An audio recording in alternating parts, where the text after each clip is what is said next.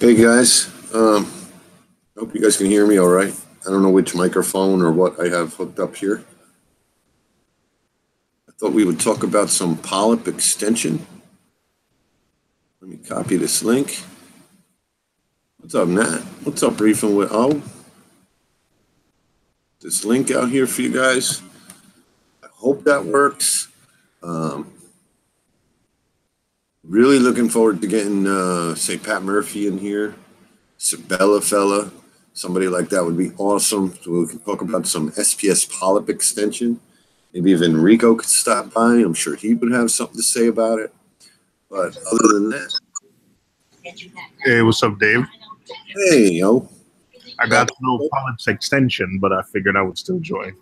Oh, that's good. Maybe you're going to learn something with me. I'm not really seeing Polyp extension. I mean, I've got growth and I've got color. And there's a lot of things online about Polyp extension. So, well, things have stopped dying, which is good. Color is terrible, but that's to be expected when you have high nutrients. With a bunch of water changes, I've gotten the nitrates to come down, but the phosphates are not moving. So I think that I'm like a prime candidate for like GFO. You could try it. The Chado's not working out for you in the sun. It's not. You know what? I think you've like I've been giving away and thinning down the fish, like the Nassau tang. But I think it's just been an issue that's been building up, and right. I've never got. I think the refugium will maintain once you have it. I don't think it'll reduce. So I think I just need to reduce. Right. If the numbers are that high, yeah, you need to get in there and get those numbers down. So I've never used GFO because, I've never had to. I do have a bigger and bigger fish load as I've been going, though. So I did finally get a reading on my URL phosphate, but it was still so small it didn't really even matter. I think the number on the URL was 15, and I did the math, and it was 0.01 something. So that's nothing to worry about. Yeah, I think I had a fish, and then for a while, I think I just went nuts with the auto feeder because you have so many fish, and then they got aggressive, So I think I stopped doing auto feeding. Yeah, I think it's that high that somehow the water changes aren't helping. To be honest, I have the HANA digital checker, and it's so high, it's just reading 200. Like I've never gotten it below. Oh, on the URL one, it's just really high. Yeah, I just picked that one up, and I was really upset the first time I used it. The reason I bought it is Salifer always said 0, and I said, well, let's see if it's really 0. And the first time I did a test with it, the URL one said 0. I was like, that's a jip. Mine is 0.6. Never. I don't think I've had it in like the last 7 months. It's been 200 is the highest number it goes. So it's higher than 0.6. Wow. Yeah, you're getting a lot in the chat here. A lot of people are discussing. When Alex says I would rock some Phosguard before the GFO, Phosguard is super aggressive, and after the 4th day, GFO would help. And Jonathan now said siphon the detritus out of your sump. So that's something to look for. Stir up a little bit. I did a full siphon because I don't run filter socks, but I did a full siphon. Like, it's one of those things where once you're done with it and you're putting everything back together, you're like, oh, probably should have shot the video. But I did a full siphon probably, I would say 6 or 7 weeks ago. Mm-hmm. Yeah, a full siphon. You know what? I'm gonna do Phosguard.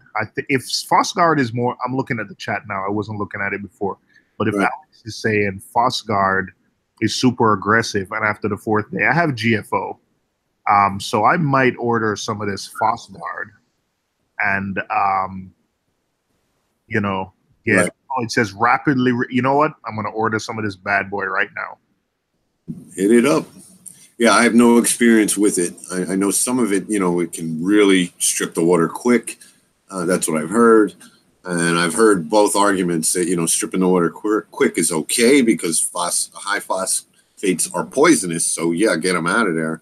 And other people say it'll stress out the coral. So I don't know because I've never had high phosphates. I believe, nothing good happens quick, but still, on the other hand, phosphates aren't good for it. Some are, some corals in our closed systems, that's what they eat. They eat the nitrates and phosphates. I have to be on the other end of the coin where I don't have nitrates and phosphates, so I can, I just threw a whole bunch of coral food. I was dusting my corals just now. Yeah, I am not trying to go from like whatever I am to 0.6. I just need something to let me know that I'm getting it down. So if I put the Phosguard in and then all of a sudden I test like 0.3 a few days later, like I'll stop the Phosguard immediately. Right. And then use a little bit of GFO and monitor. But I'm not looking to go from all of this to 0. But I do need, I'm going to order the Phosguard, but I'm going to do a couple rounds of big water changes again. Right. Now, as the chat just went really quick, a bunch of people hopped in. But Alex said it'll also take out silicon. Maybe he meant silicants, and so that's good. And Nat says he uses the BRS GFO, and it's great. So, you've got a lot of help there. I think I'm going to use I have the BRS GFO. I have the BRS high capacity GFO. But I think it's one of those things. I think Greg Carroll on my stream told me that the high capacity GFO has higher capacity, but it's slower. So I think what I might do is I need something to let me know that I can get it down, and then I can switch to GFO to kind of slowly reduce it to get it down to that 0.03 level. But right now, the 0.6. I had stuff dying, low pH. So I've been systematically just tackling the issues one by one. Now that I have the pH fix, now that I have the alkalinity stable, I think it's time to tackle the high GFO. And with the water changes, I've gotten the nitrates from 50 to 10 or 15, depending on Salifert. But you've done a lot of water changes. Yeah. I need another bucket of Fritz salt now. I've gone through September 1st. Get it for cost. You know what? Yeah, I need another one. I've gone through probably a box since Reefapalooza because I've been doing like a lot of water changes. Yeah, it's 200 gallons, so that's a lot. But Ocean Gallery. Yeah, Murph says GFO plus Phosguard, so maybe he said he'll come in a minute. Phosguard. I'm just reading up about Phosguard here. It's the pet. You know what? I like it.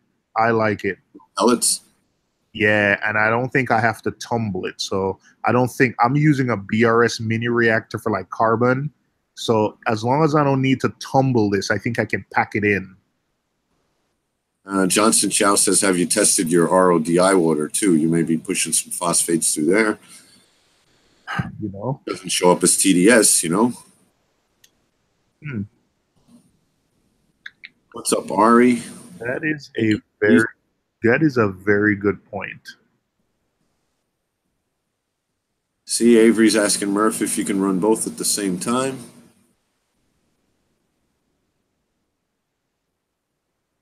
What's up, Phil? K-Town.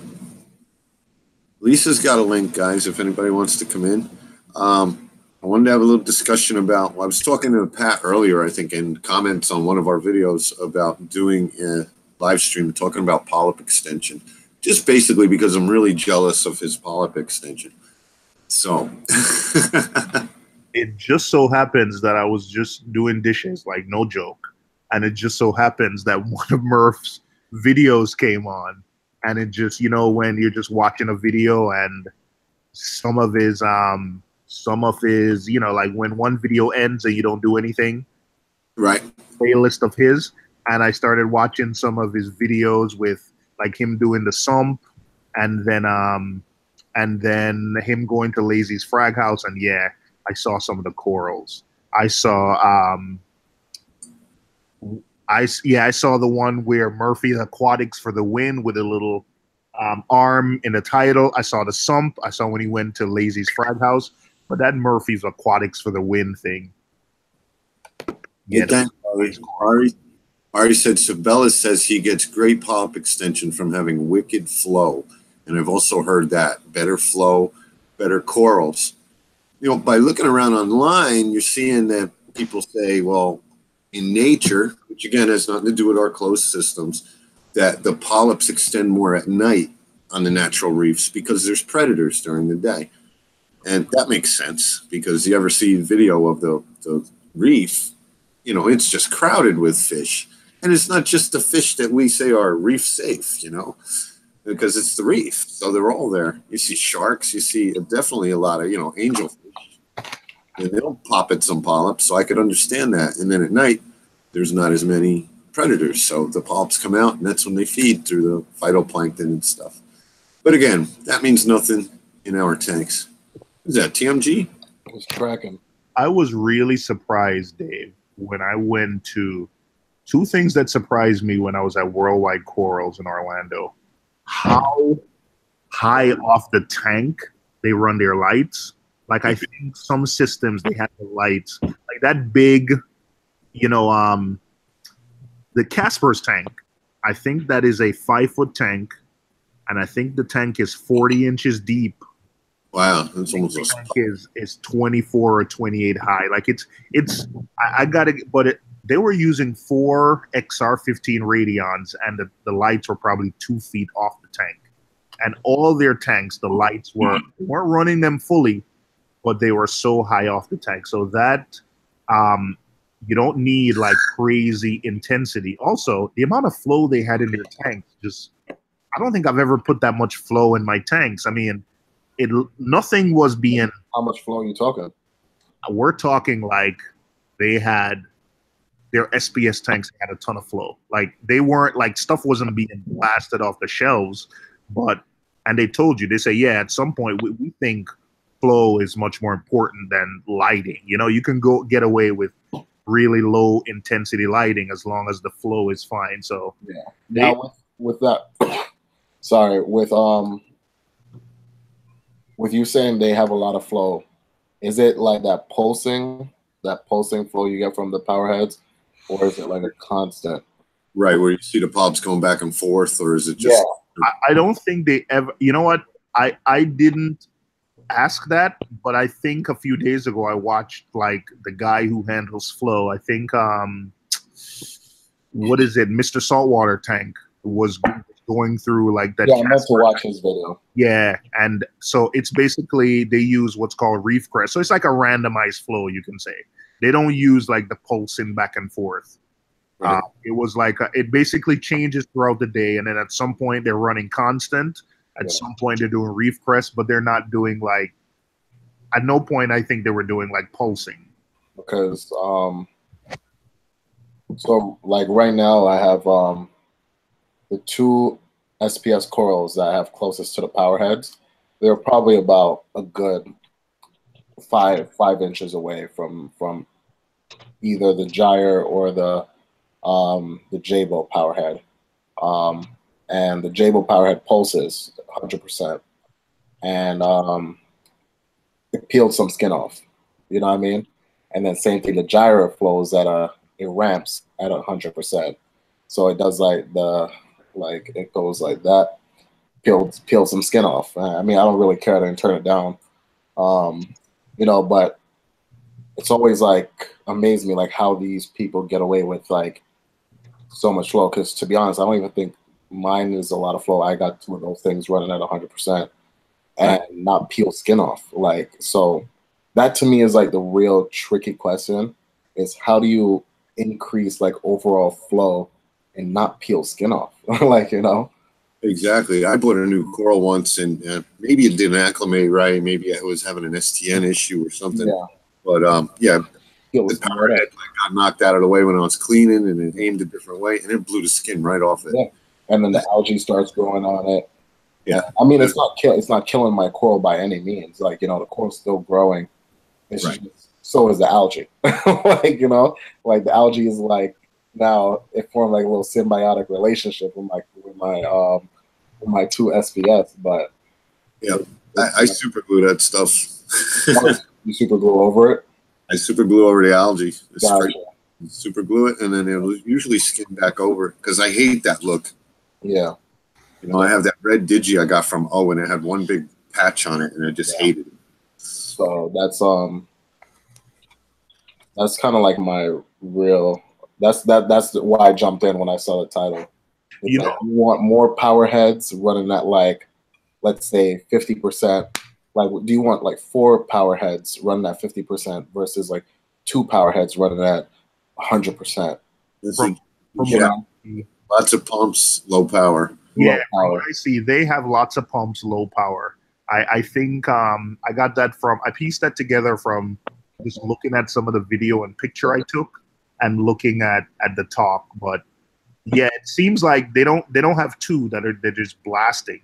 And I think it also depends on your scape too, because if you're again, this is just what I've seen, like this Paul Reef Communities tank. I think he has his scape very low to the ground.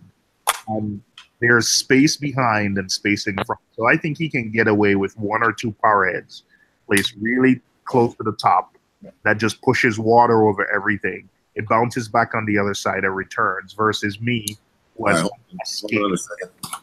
Mike, give me a super chat. Thank you, Mike. Awesome. All right, now you may continue. I was saying, like, versus me who didn't think about flow and detritus at all when I was doing escape. I just did whatever I wanted.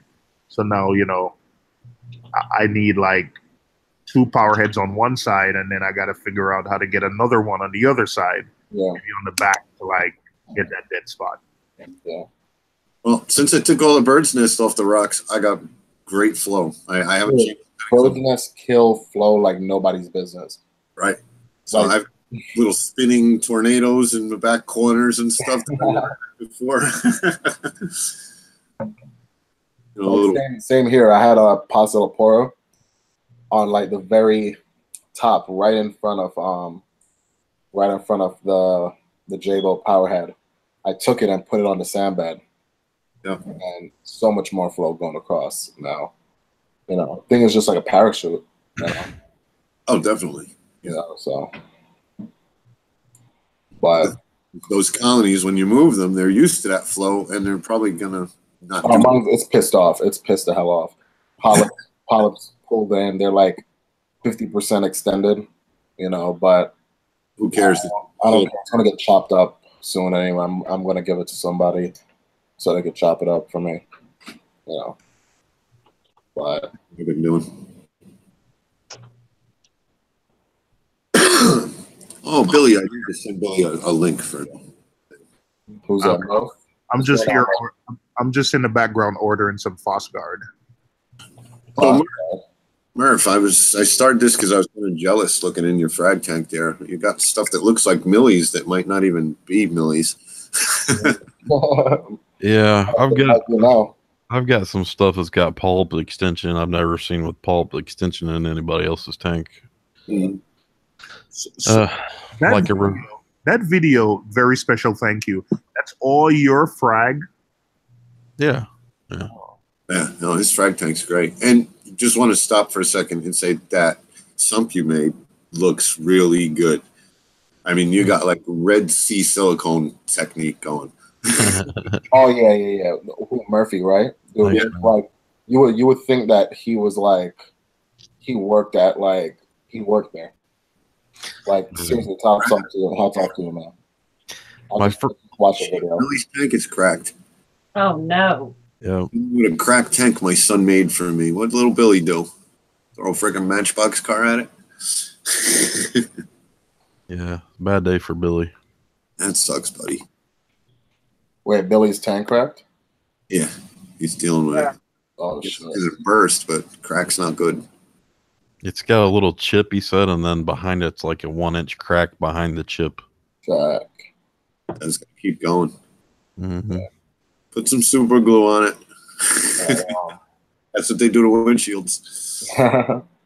It also doesn't have 400 pounds of pressure pushing at it. Right. I know. Damn, Murphy, bro.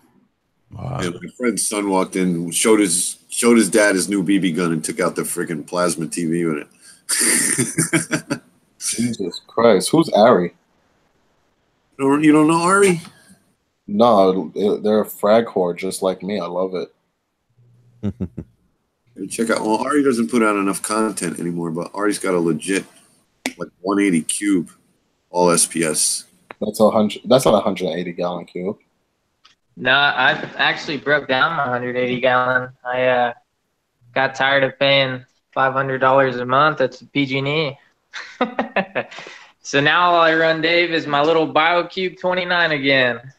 Wow, you had that thing legit, so. Yeah. Yeah, that 180 was beautiful, but PG&E was just too much. And what's PG&E? Gas and electric. Where are you, Ari? You're in New Jersey? California. Oh, yeah. No wonder. I think you hour north of San Francisco. Oh, yeah. You guys you're the only place that has the worst electric bill than we do. Yeah, I saved about $200 a month by breaking down that 180 gallon. Yeah, you should just grow weed to offset it. Yeah, we're at 22 cents per kilowatt hour. You're probably at more.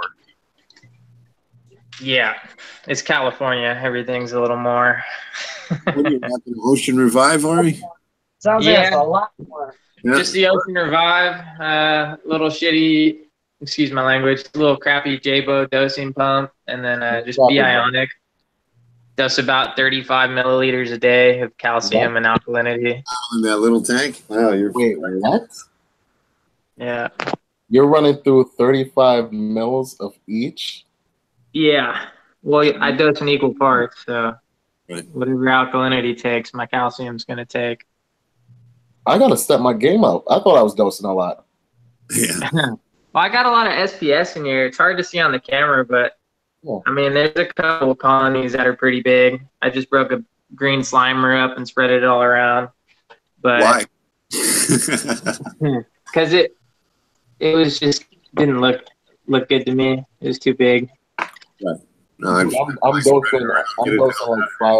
dosing like 5 mils more than you. Like I'm like double the tank size. Yeah. Crazy. Good stuff though.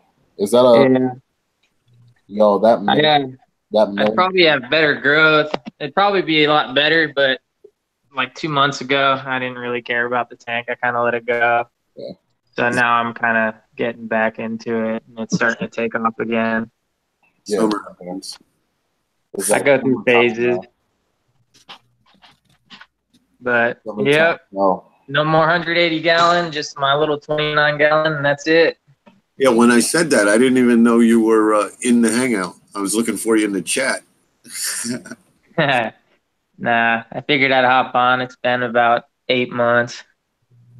You got a Tang in that cube? Tang police. Yeah. Cool. Yes, that's my little guy, man. I had him when he was like a half inch, and I got to find a good home for him. I'm not just going to give him away. Right. But, yeah. You have two in there, right? You have a coli and what's that?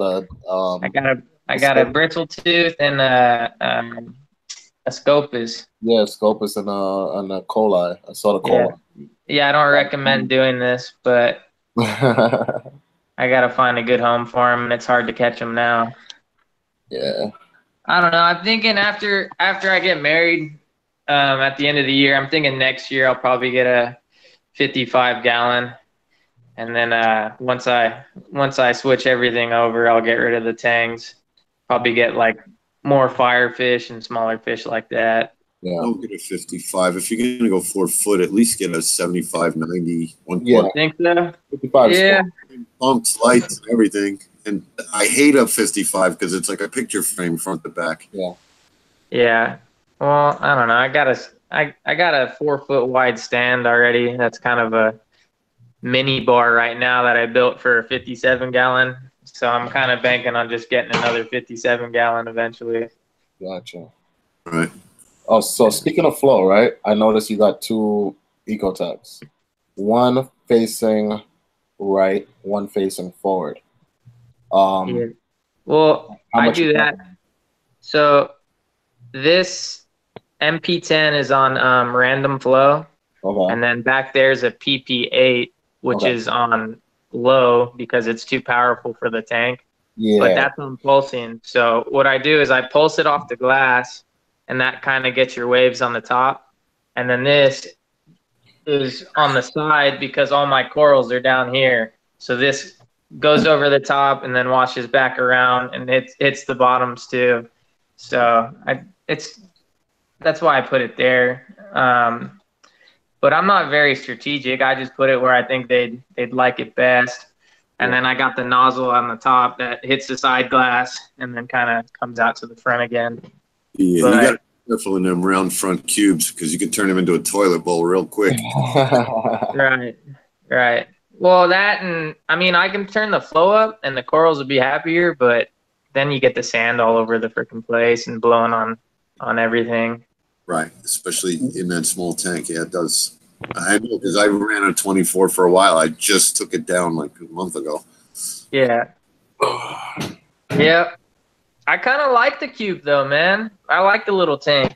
It's All in one, and you're doing SPS. You're doing it. oh yeah, it looks fuller. Yeah. I mean, you get them big tanks, and then you buy fucking $100 frags, and you can't stock up too quick when you're getting nice frags, and your tank just looks empty for like a year. So it's kind of nice having little tanks again. Uh-huh. Yeah, I was just at the point where I either had to upgrade or clear out some frags. So I cleared out some frags. And I don't want to keep throwing money at this hobby. Yeah, that's where I'm at too. I bought a handful of nice coral from some local reefers. And I'm just gonna wait for them to grow out. I got some nice pieces in here, but I'm not buying anything anymore. Right. I'm spending some money on other stuff right now. Yeah, got a couple reef rafts. Beach bum on the bottom. Those are 2 Walt Disneys in the front. Cool. And then a couple Garp bonsais, another reef raft on the top, and just your basic corals. What's the millie that's hanging off the edge? Top shelf. No, to the I right. can't. Side of the tank needs to be clean. I can't find the one like front center. That guy right there. Someone told me that was a red planet, but it's not. So I don't have a name for it. Dude, yeah, because I have a bunch of red planets, and kind of in the same light too. Like right there, that's a red planet, and then this one it is a lot more red. So I don't think it's a red planet. I think it's just another Acropora, different type.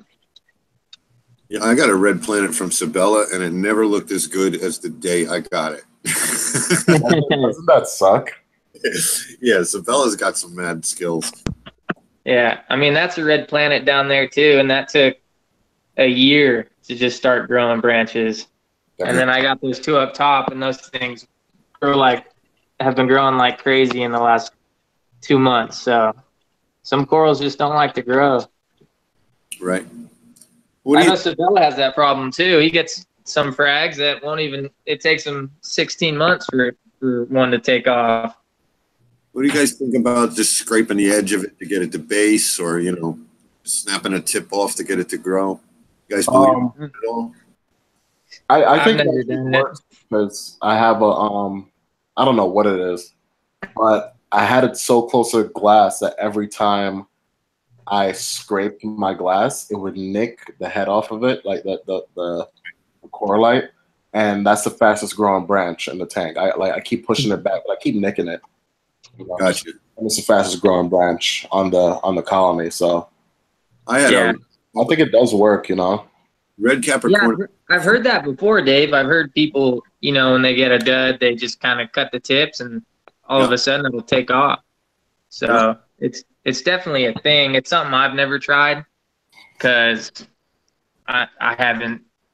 I always kind of get lazy, and I don't keep my alkalinity stable long enough to let my stuff take off. It's always kind of grow, stop, wait 2 months, fix it, grow, stop, repeat.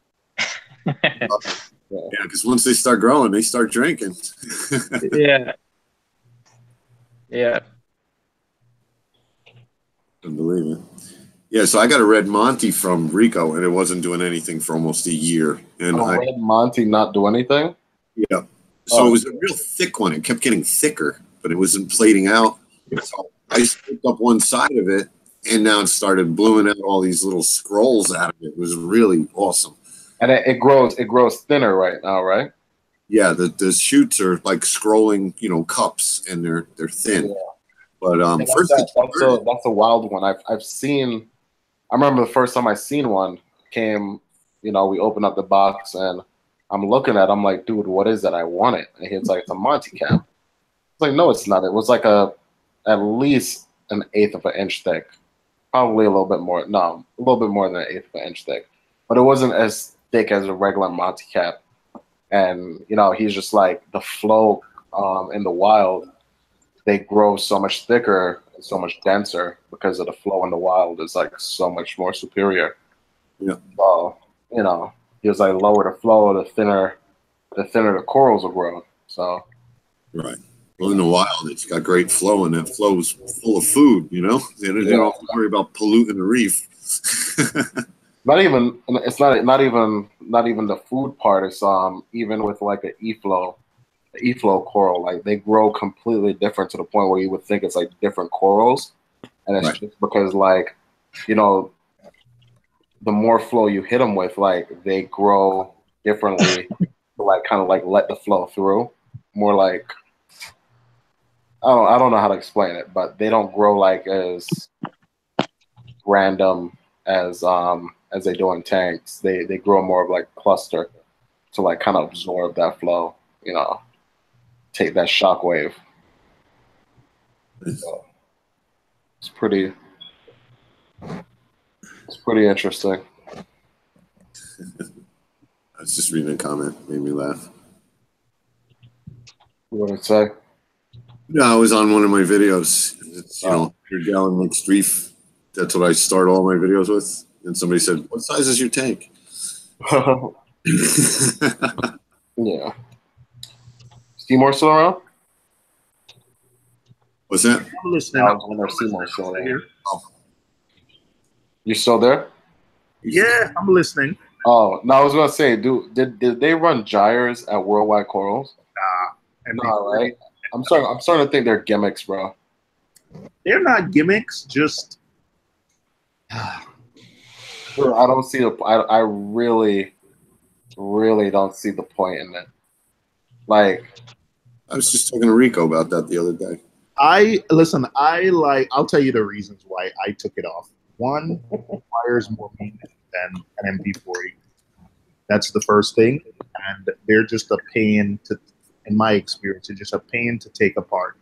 And the way I was running them with the ice cap controllers, I was depending on the controller to do everything, every ramp up, every ramp down. So if there's a problem with my controller, with my Apex, then my pumps fail, which if you're using, I wasn't using the gyre controller. I bought like 2 ice cap modules. So that's 2 things. Secondly, I'm not a big fan of Coral View support. So, that's that.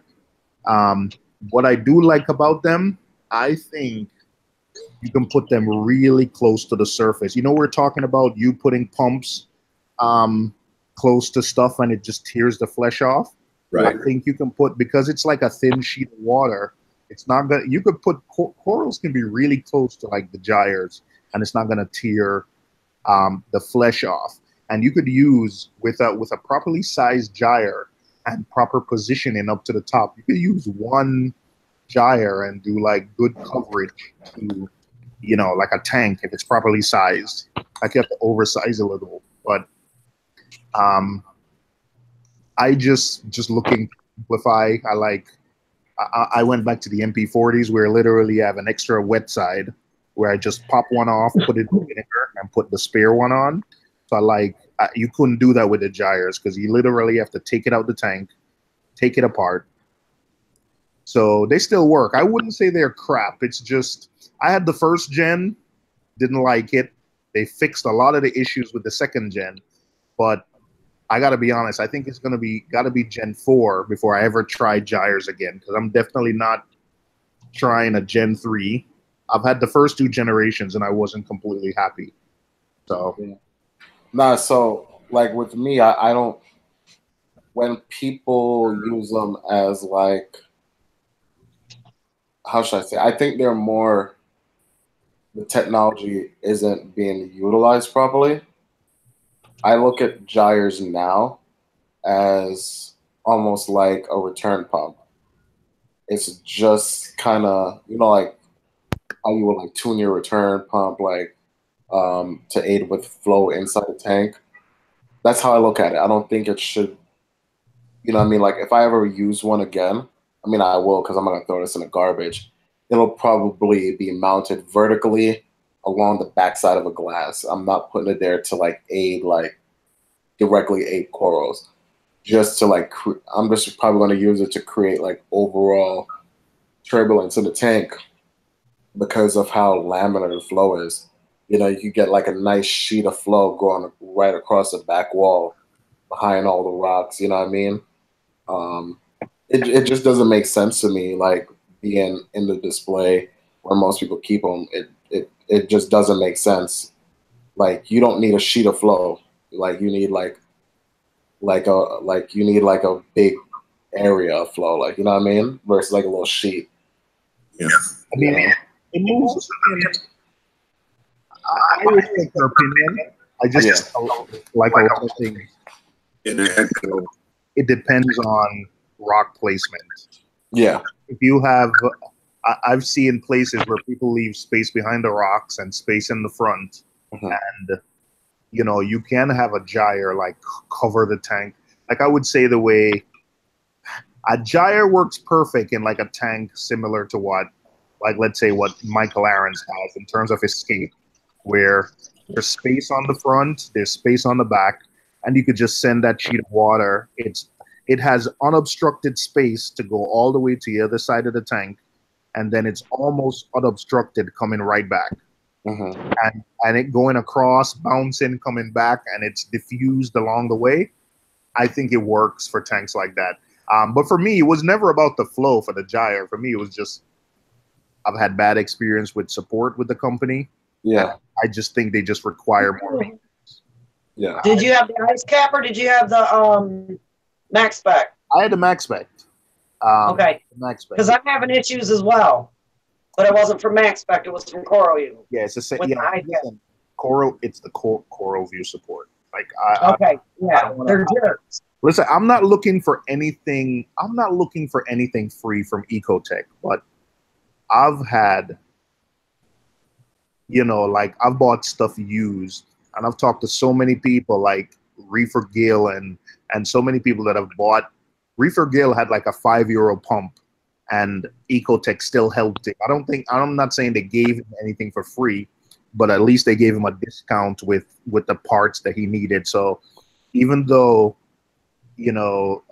I don't know, man. I think I have 2 MP40s. If one fails, I know Ecotech, they're within warranty. They'll fix it.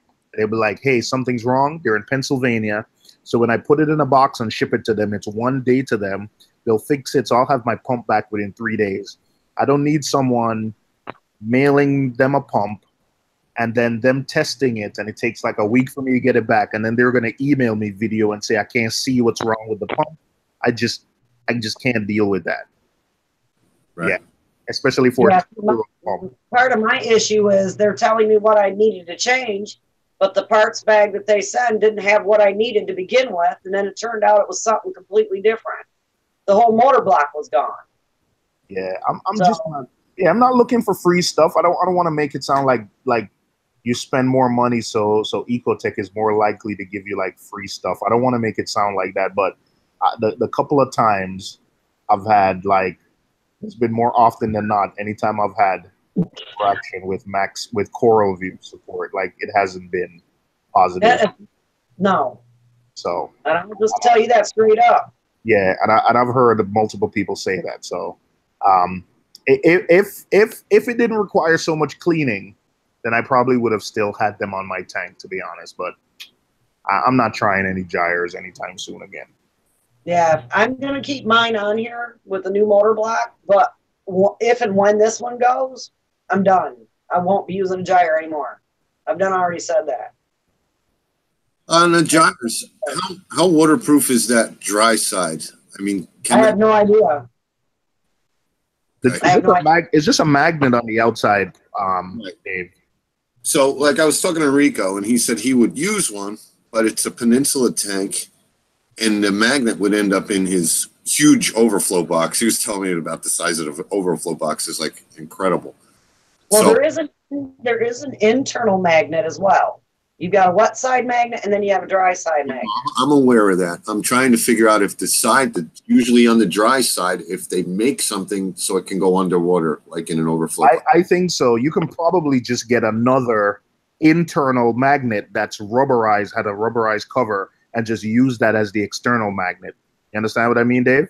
No, I do, but magnets, you know, their internal magnets would probably all say north, and their external magnets are all south. That's how they stick together. The two internals might push away from each other instead of attract each other. No, it has two sides. Oh, Mike the Reefer says, according to Coral View, the magnets are fine in the water. All right. Yeah. Wait, Rico has a Peninsula? Yeah. Be honest. He's a nice big one. So I thought it was just a regular three side view. I didn't know it was a Peninsula. I saw it. I didn't know it was a Peninsula though. Mm. Nice. The new one is, yeah, it's a Peninsula. Oh, holy shit! I looked at it. I just thought it was like gonna be like a three, traditional back up against the wall. I was talking to him, and he said, you know, he's cutting a hole in the wall for the overflow box. He said the thing's like a 20 long.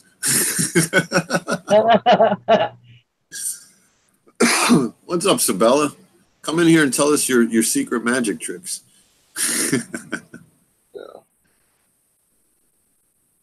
But I'm definitely going bare bottom next build, man. Back onto topic, Murph. Is there anything you do? Any additives you feed or anything like that? Well, I can tell you my experiences and what I've tried to do and have followed the Lazy's guidelines on phosphates. The first time I started really noticing great pulp extension was after I got my phosphates under control and started dosing amino acids. The second biggest time I noticed more pulp extension is when I started dosing phytoplankton and nitrates. Okay, which phyto are you using? Because I've got that Aquavitra Tri-Phyto that you got to keep refrigerated. I don't know if that's like, people pull phytoplankton out. What do you use as far as phytoplankton? Is it a live culture you pick up somewhere, or is it bottled? It's Brightwell's, the gold and the green. Okay. I like alternate them every other day. And that's a liquid and it's refrigerated? Or? No, you don't have to refrigerate it. But it's liquid? Yep. Okay. I'll have to look into that one. Definitely think flow is an issue also, because like my frag tank's 27 gallons and I got a 600 gallon per hour return pump, and I got that Gyre 1K on it, running about half 50% right now. So I got the return pump pushing towards the front of the glass, hitting the top of the water, and then pushing down. So it's getting flow that way, and then the gyre's pushing across, and it's kind of creating this like hair, like the hairs on them are going like this on the pulp extension, It's kind of, yeah. Yeah. Definitely keeping your phosphates under control, I think, is a huge thing with any SPS tank. I try to keep mine at 0.02 to 0.08, 0.09. I start doing some shifting of GFO and adding Boss Guard. But like if it gets super high, like I'm talking like 0.1 is high to me. I will use the Guard because it's not quite as potent as GFO. I'll use the Guard to take it down a little bit and change that out about 3 days well, 3 days. Then I'll change it again, and then I'll add my GFO and take it down even lower to like 0.02. Cool. There is repercussions of running your phosphate super too low. Also, I've noticed like when I get down in the 0.006s and stuff like that. That's about where I am. Yeah, stuff just starts dying or not looking really happy. Yeah. And it's that way naturally to me, just the chaeto bed and the refugium, you know. Yep. But that new tang does help with the bile load a little bit. I see when he poops. So always eating. He's always eating. I was feeding the corals today. What was I feeding them? Like reefroids. I had some coral food from Paul that's similar to it, but it's rotifers, dry powder. I had some oyster feast in there, and I had that all mixed up. So I'm working it with the Kent's Marine syringe thing. And the tang's following the tip of it around, like inhaling it as it's coming out. He's got an inner fat kid. Yeah. He's got a belly on him, too. I showed it in the last video. When I first got him, he was a little thin. Mm-hmm. Now damn thing looks pregnant. He looks nice and healthy. Yeah. Where's Billy? Is Billy in here? Billy cracked his tank. I know. He texted me. Yeah, he said he wouldn't be able to come on because he's fixing that or trying to work with that right now. You got in, Isabella? I was just emailing you the link. I think his best bet is to make one of those corian things real quick. No, the silicone's got to dry. You use silicone for that? I thought you used glue. He uses silicone on the corian too. I told him super glue works really good. Did he build this tank? Where did he get that tank from? I think it was just a 75 deep blue. Wow, and a crack in the middle. Thank God he got bare bottom, right? No, just put sand back in it.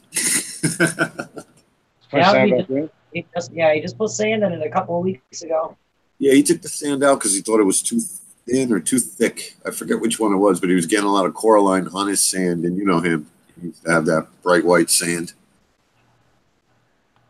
Yeah, that's what happened to me. I got like flakes of coralline algae in my sand. It looks stupid. I just stir it up. Turns white.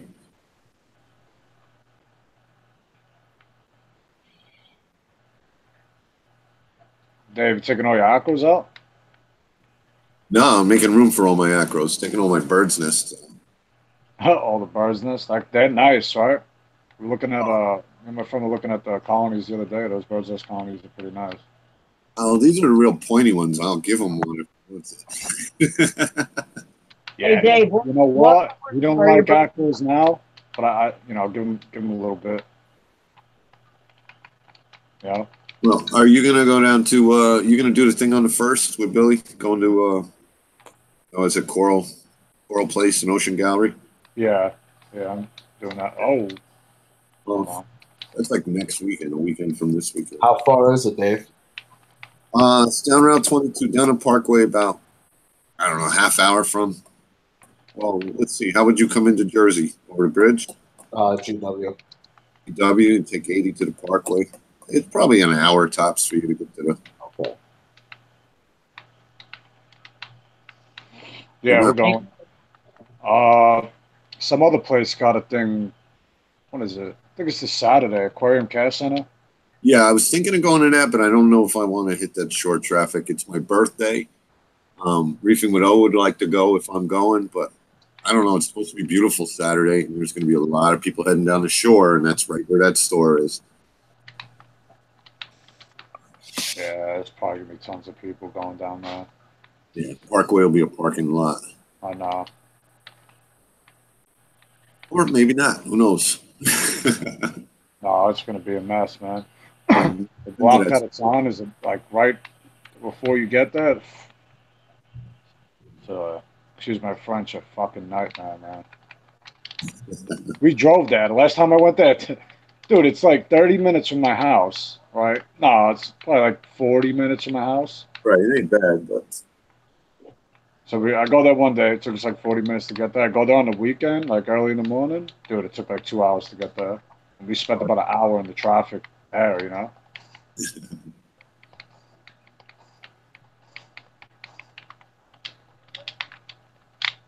yeah, Carlos, I still don't know if I want to do it. Like I said, it's my birthday, and I get stressed out in traffic, and my air conditioner's not working in the car. So Ooh, that sucks. yeah, that's two bad things. It's I gonna be. mean, at least we're out of that heat wave. Dave, you didn't tell me that, Dave. That's a new development. It's charged and everything. So I think it's there. There's a little door. I gotta like take half the dash apart. I'm making cold air for something behind the dash. It's not coming out to my end. That's no good. I had that in the Cadillac too. You know, mixing doors or whatever they're called.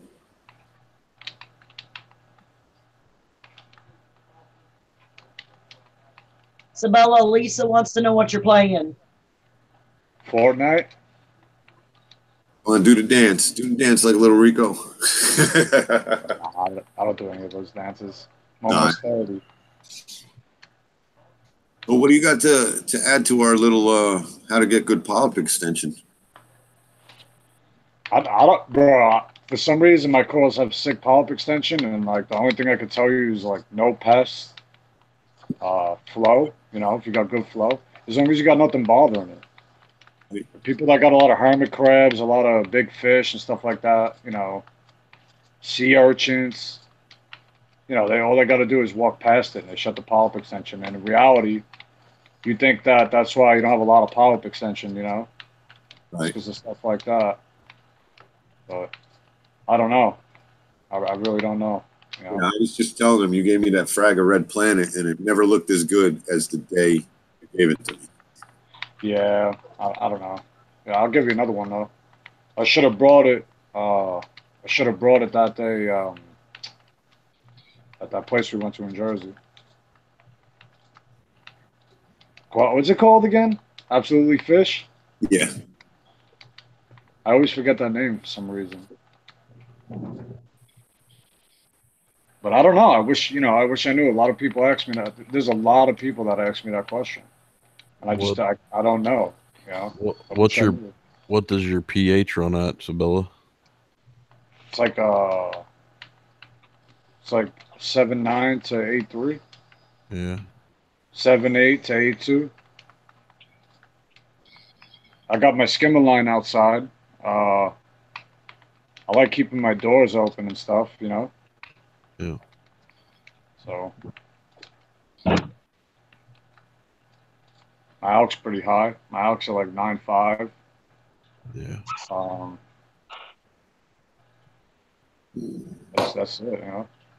I clean the water with a lot of filter socks and stuff like that. Keep everything nice and clear. I started running UV and the bulb went out. So now I got to order a new bulb. So, man. I had my UV for 2 months and the bulb went out. Do you have nitrates in your tank? Yeah, you know what? I tested them last night. I haven't tested them in like 2 months. Mm-hmm. And dude, they were like, I think it was 20. NIOS test kit showed it was like 20. Yep. So, I don't know. That might have something to do with it. You know, I've seen a couple of things online where people were saying if you got high nitrates, you know, some with the polyp extension, the polyps come out set oxygen or something like that. Like the more polyp extension or something, I don't know, to shed oxygen and it has something to do with nitrogen. So I don't know. I read some long thing about it. Yeah, I was looking around on Reef to Reef. I was curious about it the other night, and they said it has to do with a lot of gas exchange too, and that's why they do it at night. Yeah, respiration. Yeah.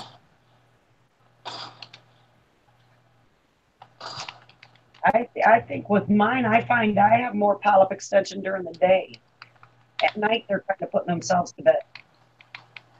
I don't know if that's normal or not.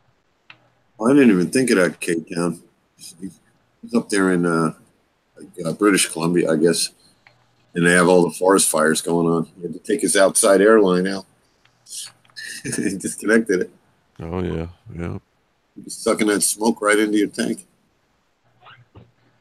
I want to know if like smoking cigarettes is something bad for your tank. I want to know if that has something to do with it. Let's see. I had the cube up pH, here. you know, if it's bad to be doing it. Yeah, I had a lot of trouble. I struggled with acros in my Nano, but I thought it probably because it was a Nano, but this is my smoking. I feel bad for Pelfrey, man. He can't keep acros and stuff. I don't know what he's doing wrong either. There's like everything he does, he's not doing nothing wrong. Right.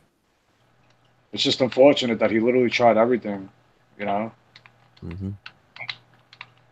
I was gonna shoot him an email and see, like, you know, maybe see if I could help him or something. Yeah. I think he needs to go and buy like corals from ORA, like stuff like you know, stuff that's been aquacultured for a little bit. Yeah, that's true. Where's he getting his stuff?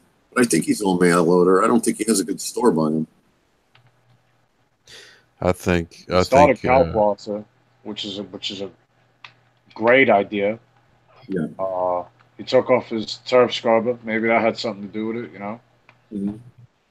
Yeah, that's kind of what I I feel was like on always. little tanks. I feel like on little tanks like that, you can't. You know, he's doing too much. Right.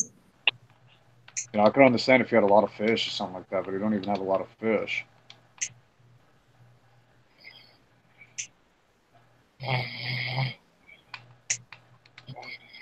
Yeah, I got a little sample of that carbocalcium from Tropic Marin at LFS when they had the little party at their sale. They had Tropic Marin guy there. He didn't seem to know enough about it though. Just tell me on it. But I got a little, you know, I don't know, half a cup of it.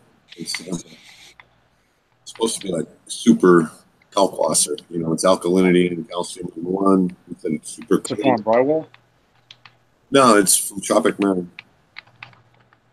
Tropic Marin? Carbocalcium? Yeah. It's a powder. They also have a liquid form that not only has your alkalinity and calcium in it, it even has trace elements and magnesium. And it's all one liquid that you dose. Wait, in one liquid has alkalinity, calcium, magnesium, and traces? Yeah. Hold on, let me look it up. I don't know how they did it. That's not called carbocalcium. What's that one called? I'm gonna look. I thought on Facebook. I saw you mention me in a comment. I forget what that was. that was the carbocalcium. I thought. I didn't realize there was another one. I thought the only one we were talking about was the carbocalcium with the calcium and alkalinity. Now you're telling me that there's one with everything. Like I didn't realize. Yeah, that liquid form one has everything in it. They use a special type of calcium, so you're able to put everything in there, something like that. Right. Randy Holmes was saying. Like that Polyp Lab, the one or whatever it's called. Right. That's probably the same idea. No. But they said this stuff you can saturate so much more of the carbocalcium than you can kalkwasser into water, or you can actually just be dosing one chemical. You know what? I just bought a. Oh, hold on. I just bought the pharmaceutical grade kalkwasser from Reef Supply. Yeah. So I get it. It's a 4-pound bag, right? So now I was originally buying the ESV, and I would get like a I don't know how to explain it. It was like it's like a gallon jug, like type of jug. Mm-hmm. So every time I buy kalkwasser, I just put it in the jug, you know, because it's a big jug. So I bought the Bulk Reef Supply one. It's supposed to be the same thing, 4 pounds, and it didn't even fill up a quarter of the jug. So I'm wondering, like, it's the ES, even the 2 little fishies, all the other ones is double the size of what you're supposed to use with the, you know, Bulk Reef Supply one.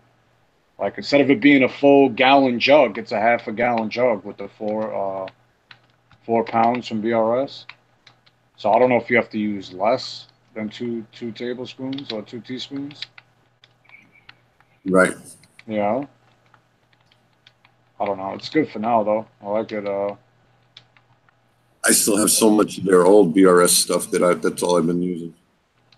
I just bought the new stuff. Um, I'm using the Pharma Kalkwasser. I am seeing. I am seeing a lot of So whatever. Basically, what I'm doing now, Sabella, is I'm doing half Triton, half Kalkwasser on a dosing pump because I couldn't keep my pH stable at night. So, but I do notice that in the jugs, so it lasts about a week, and I have 2 dosing jugs that I just swap. I give them a day or so to settle out before I put it on.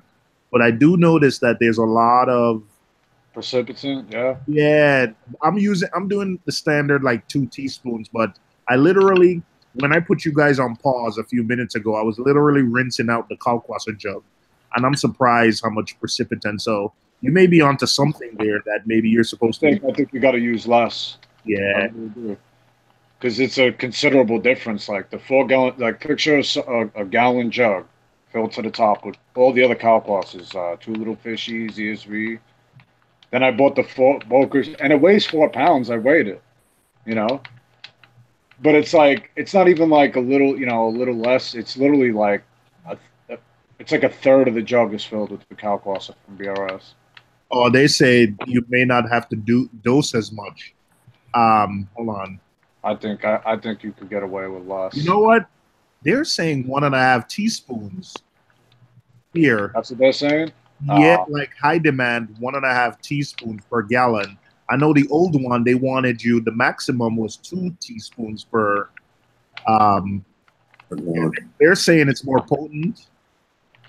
Here they're saying it's more potent. Right. It's got more Kalkwasser and less crap. Yeah, you know what? I think it's just more dry. It's just less dry than the others. So you probably, there's probably a set amount that you have to use. And their guidelines just until you saturate it, 2 teaspoons, I was using the Kent Marine stuff. And when I was dosing the same amount per night, I think I dosed, whatever it was, I wasn't seeing an impact on pH at all. And then I decided hey, let me try the BRS stuff. And dosing the same amount of mils per night, but I see a significant difference. So it could be. It might be. That's interesting. I might have to call them. I think it is. It's a lot more caustic and everything. Like a lot more caustic than regular Kalkwasser. Get hurt breathing that stuff in. Yeah, this one isn't as powdery, I noticed, versus the Kent Marine one. The Kent Marine one was very powdery and caustic and would, man, if you miss anything, it'd be nuts to clean up. The BRS one seems to keep, not as powdery, I would say. But so far, I like it, and I'm gonna stick with it. I just wish I could get. I'm trying to look for maybe like a 2-gallon dosing container where I don't have to, Maybe I bought a junky like 5-gallon like water jug, So it's an eyesore, but it don't bother me, Yeah, maybe. Yeah, I think I'm looking for something like 2 gallons where maybe I'll get 2 weeks out of the Kalkwasser. Maybe I'll go to Home Depot and get one of those 2.5-gallon buckets. Yeah. Yeah, at least something where I don't have to worry about it every week. Right. You see what's on my screen? This is the stuff that's everything all in one. Tropic Marin. Oh, that's actually for sale already. Yeah. Oh shit! It's liquid. It's a liquid. It's all ready for the doser. There's no mixing. And let's see what it has.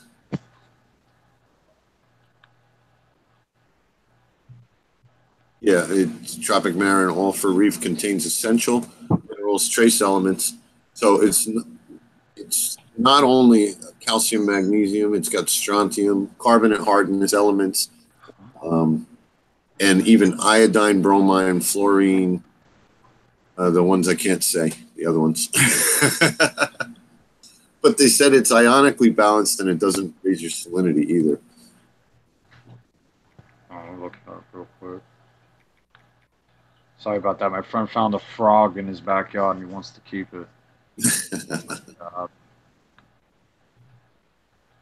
At least it was just a frog.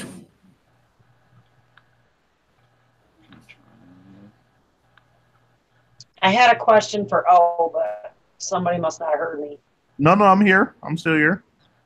When you're talking about precipitant, what are you talking about? What does that mean? The best way to, so I think kalkwasser, from what I understand, kalkwasser, there's a maximum saturation point. There's a maximum amount you can mix and have saturated into a 1 gallon solution. I think from what I've heard, it was always 2 teaspoons. If you put anything more than that, it kind of saturates into this like gum. Think of when you like take flour and you add a little bit of water to it, and it's like a little pasty thing. It saturates into that. Anytime you mix kalkwasser, used in kalkwasser, generally some impurities precipitate at the bottom, and you're not supposed to dose that. What you're supposed to dose is the milky white thing that's on top, that stays on top after everything settles. So that's the pH gets so high to a point where they can't stay in solution no more. Okay. So like, I was wondering. the powder, so that's why I overdo it. When I add calc, it reaches a point where you can't add anymore. Otherwise, it turns to powder.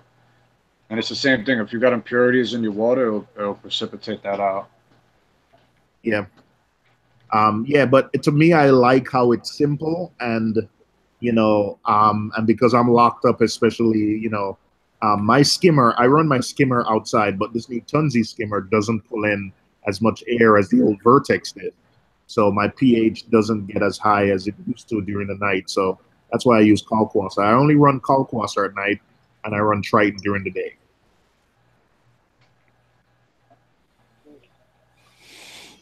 And it's working. Kalkwasser all day and night. Hey, it's working for me. To be honest, Isabella, I think if at the end of this my Triton solutions are done and I can't find any more, I might just go to like kalkwasser and then put like the Red Sea ABCD program, Yeah, maybe. I want to try something different than ESV. I got two 1 gallon jugs of ESV. I bought it, but I don't think it's. I don't know. I bought it as a backup, just in case Triton. I ran out of Triton and I needed something. Cubby's famous. Well, I don't know. Anybody looking for a tank? Rico's tank's for sale. You selling it? Where's that? Marine Line 300? Yep. How much does he want for it? 1,500 tank stand, and you can even have the canopy.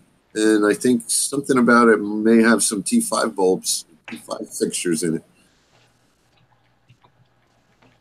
It's 300 gallon deep dimension. You probably can't touch one. And he said it's under 4 years old. So you'd have to go pick it up. And, I'm sure the tank would fit in a pickup truck, but if you're going to try and take the stand at the same time, you're probably not going to pull that off. What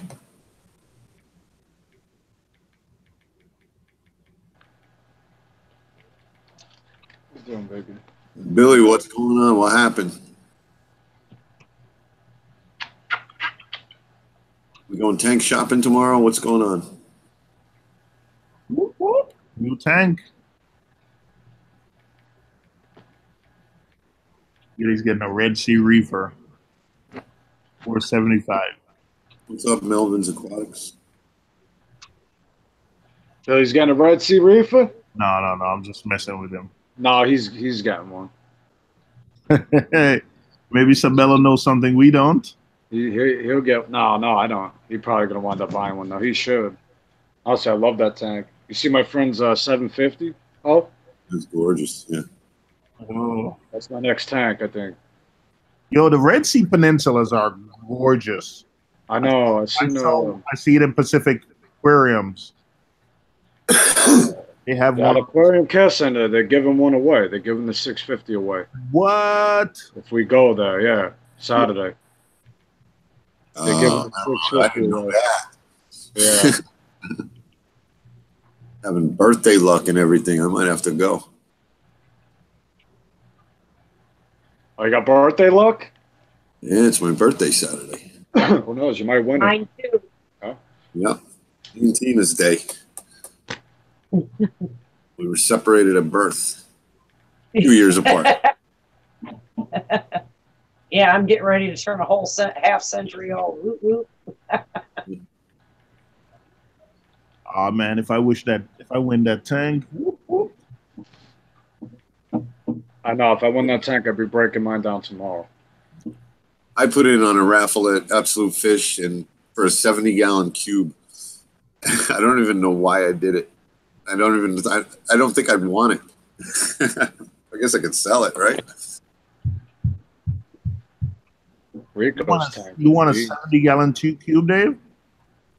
No. It was just the only thing that I saw in the raffle that I would want. So I got 2 raffle tickets for, your receipt. They add up how much you paid, They give you raffle tickets. So I threw them in the biggest tank.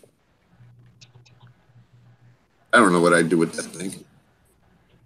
It was like a tall cube too. It wasn't that wide or that deep. Top to bottom, it's Oh, you tall. want to go, baby? It's an odd shape for a fish tank. Yeah, I don't like too tall tanks. Make an awesome refugium or something out of it. Put mangroves in that sucker. I don't even know what I would do with that tank either. 70-gallon cube? RO, Heard of something like a that. big auto top off. Big top off it. Yeah. 70 gallon RO sitting there waiting. That's Rico's top off tank. Yeah. Hey, Billy, I'm sending you a link. I'm not reading the chat, so I don't know if you want to come or not, but. I'm here. Oh, you're in here already? Damn, everybody's doing that to me tonight.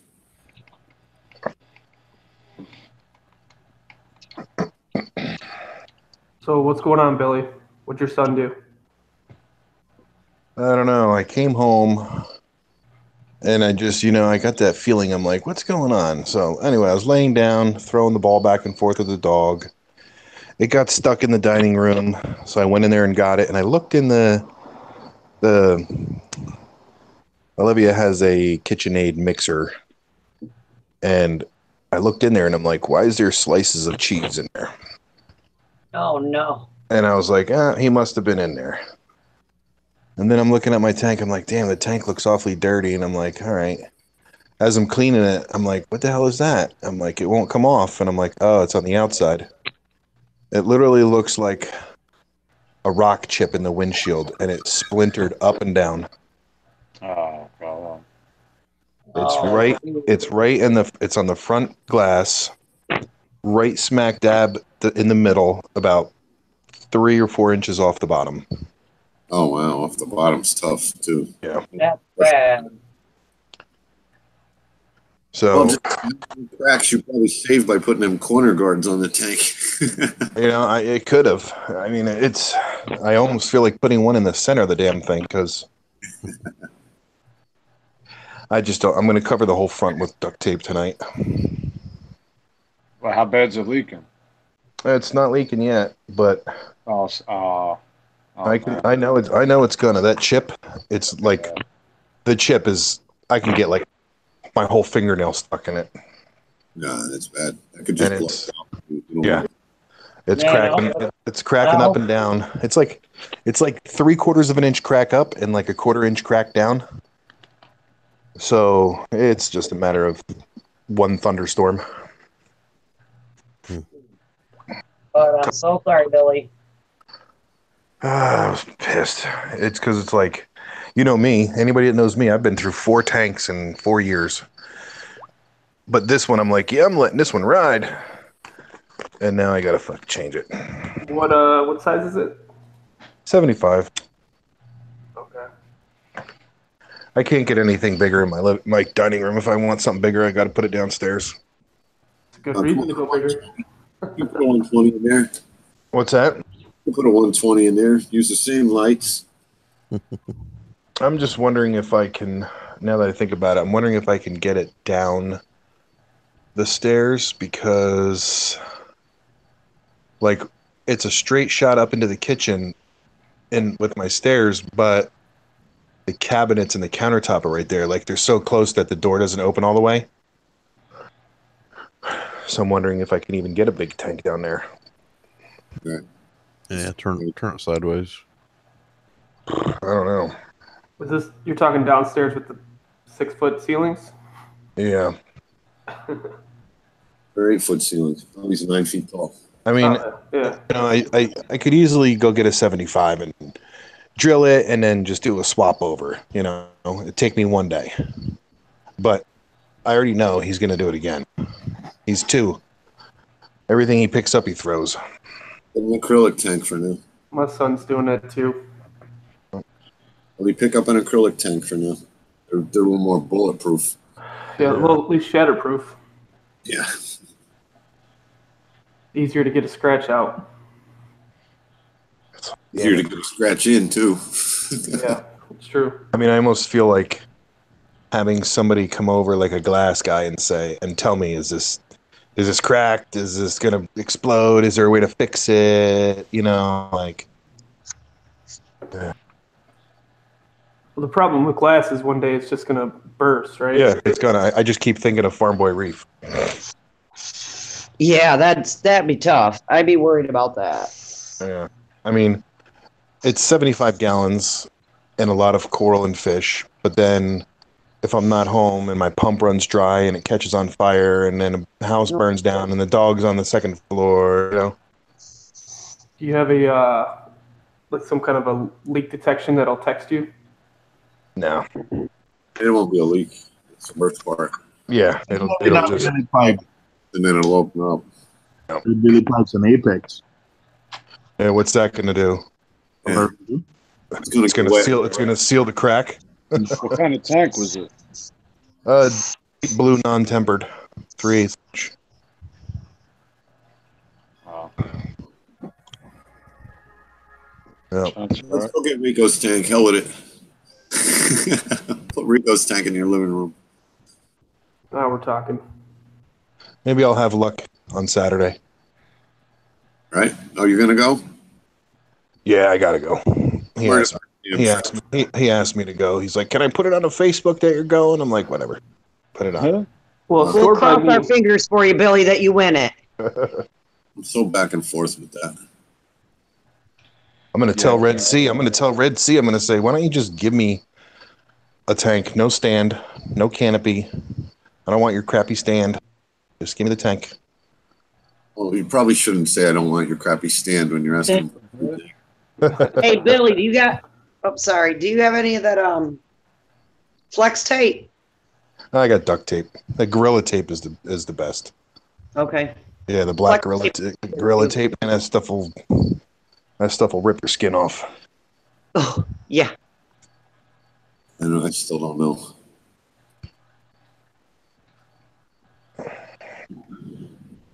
You need a tank now.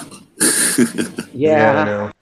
I called a place and they're like, whatever you want, payment plan, whatever you need, $20 a week if I want to, but so I have options. I can get something by Friday, but then I got to build a stand, reorganize the basement. It's just, I'm worried about, my chromis. They've all been alive and happy for a year because they all have a bed, they have a place to go. But once I start changing that rockscape, they're going to kill each other. Well, you know what? Anybody local, EDK texted me today. He said he's breaking down his tank. Finally, just going to go ahead and do it. And he was going to trade everything in for store credit, but he doesn't feel like they'd give him that much. So I guess he's looking to pay it forward a little bit. I don't know. He didn't say it's free, but he's got fish and he's got some coral. So I told him to reach out to I don't know what he's got coral-wise, but and because I was wondering if he was going to go on Saturday, and he said no, he has to work. I know he likes that store. Yeah, it's not too far from him, I don't think.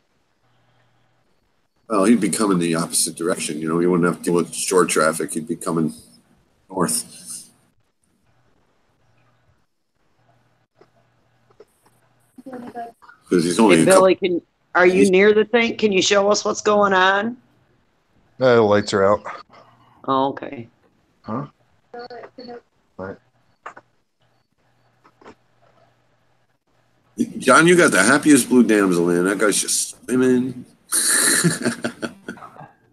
It's because the other 10 that it started with are all gone now. You know, when I got mine, it was just a baby. And the girl Heather at the store is really good at catching fish. You know, she puts the big plastic thing down there and kind of shoos them in with the net. She never nets them. Right. Pulls up the plastic thing. And there are basically maybe 10, 12 all huddled together. Like they look like one fish. She goes, which one? She goes, which one you want? I said, I want all of them. They're adorable. She goes, yeah, but they will kill themselves in a couple of months or kill each other. Yeah, I thought that maybe 5 or 3 they would last a little bit longer, but they pretty much limited each other down to 1. And the one's been fine ever since. Yep. He's happy though. Look at him swimming in there. Yeah.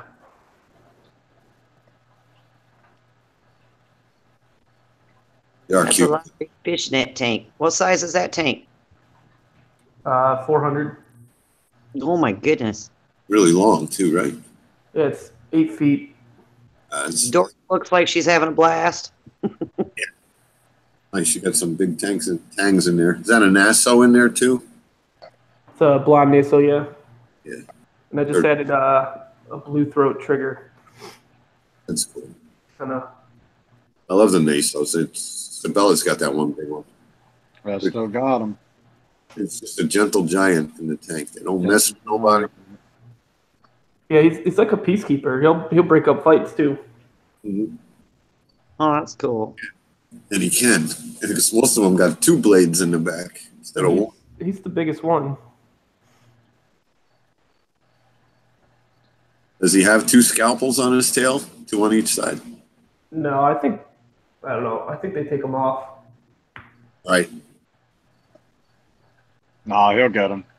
I got it. Mine's getting them now. You got them actually. They're still growing. If they're there, they're real stubby. Yeah, they'll start growing soon. What's cool is if it's a male, he gets like 3-inch streamers on his tail. Yeah. Oh, they're beautiful. I've always wanted one. And it's probably hard to tell, but he's like 6 inches right now. It's pretty big. I got that one from the store, but it really didn't look that great. But the price was right, and it had flukes, and it didn't make it. I gotta stop with the tangs though, or I gotta get that 6-foot tank. Yeah, I'm not. I know I've been wanting another tang, and I don't dare do it. I've only got a 75. I don't dare put a 3rd one in there. I've got 2 in there now as it is. That's enough. I feel like I could add a few more, but Well, you have a 400-gallon aquarium, yeah. Did Mookie say something? well, I just watched Daily Reefing earlier. He's gonna have 12 yellow tangs in his tank. Oh, sweet. I mean, that sounds like a lot. A lot of kids to handle. Yeah, I don't know. I mean, I've never seen 12 in a 500-gallon. I think it's displayed 500 gallons, but any fish store that I've seen, you know, a group of yellow tangs, they're all singling somebody out, just like the damsels.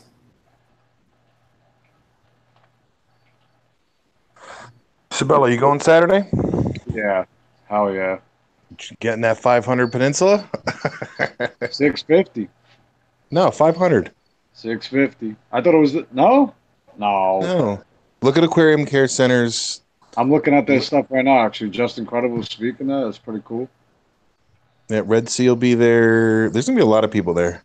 Inappropriate's gonna be there. Yeah, Inappropriate's gonna be there, right? It's the Yep. Saturday. Yeah, Yep. I'm going. Ray Barone. Like jet skiing or something. Ellen's interview. Mellors Reef was interviewing him. He called him the Asian Ray Barone.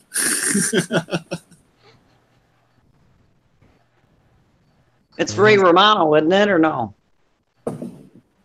Yeah, you're right. ACC has a YouTube channel, and he's been posting past couple days like what's up for raffle and who's going to be there and all that. Yeah, I don't follow him. I've never been to the store.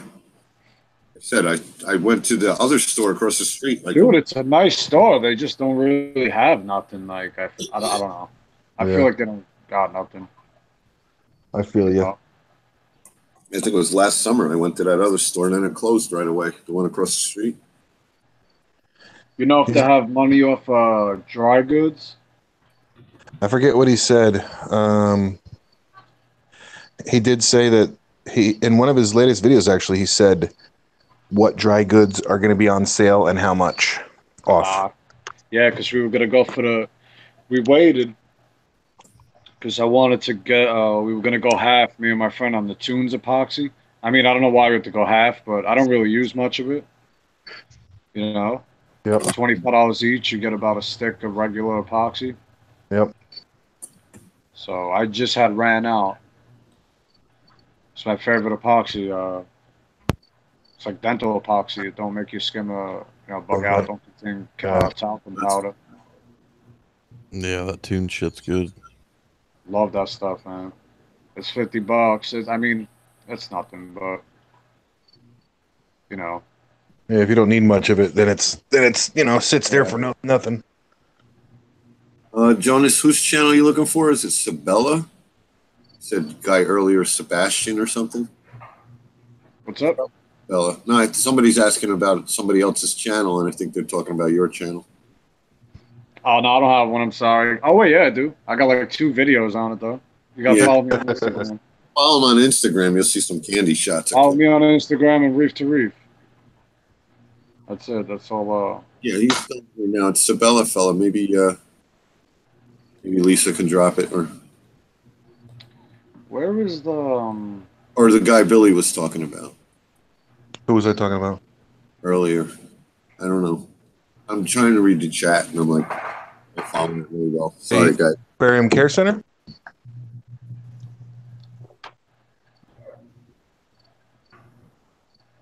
Yeah, so Aquarium Care Center has a, would you say a Facebook page? Yeah, they have that, a YouTube channel. Oh, it is a 500 Peninsula. I thought it was the 650. Because they got it in their store right now. They have it. No, are you talking liters, 500? Yeah. So it's basically a 100 gallon tank, just over. Yeah. 120.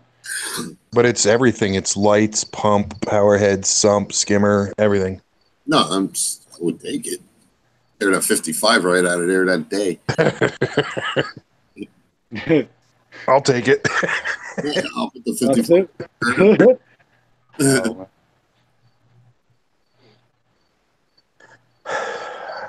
I gotta come up with something. Anybody doing the dollar per gallon thing? It's over. You got to watch the other one though, the Pet Supplies Plus, because they usually flip it when PetSmart or Petco's not doing it. They are, but I don't think they go higher than 55s. You don't want one of them. I'm pissed because the Petco that just opened up right next to Reefco, they had 75s for 75. Just drive up here this weekend, and I'll order you 120. Oh yeah, I'll be there. I'll be there this week. I got my daughter this weekend. Carlos wants to know what times everybody head into Aquarium Care Center. I'll probably be there like 12:30ish. I don't know. I signed up for all their. I registered for all their speakers. It's a little secret. It's a first come first serve. So since I'm registered already, I'll let you guys know. But if you register for like the Red Sea speaker, I guess you get a free Red Sea test kit. There's another guy, I forget his name. Let me look. Let me see here. Thank you for Justin credible. He's speaking about Aquachella and some other stuff. So I signed up for that. So he gives out a free frag. Oh yeah. Successful registration. You have earned a special discount. You got 10%. You got a pet cricket on your shoulder or something? I'm out front. So do you have to sign up, or you just show up and you're in that raffle for that Red Sea? Yeah, you got to show up, and I forget what he said. The raffles are so you earn tickets by playing games, purchasing things, and I think listening to speakers or something. Right. Oh, you got to see Absolute. He's got a new PA. So Patrick was on the PA all day. So he goes, I give a free 50-50 frozen food to whoever can name, whoever knows the name of the shark in the back. What time you guys going now? 12:30.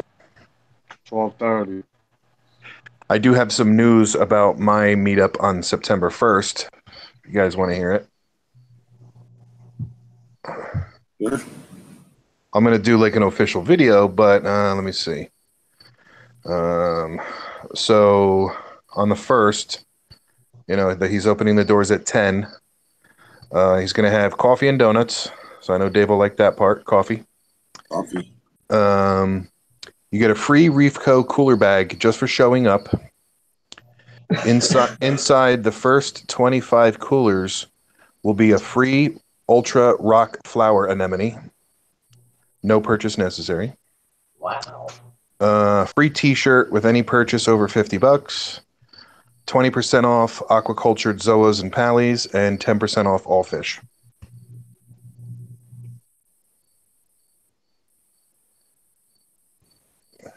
I stopped listening when you said pallies. and then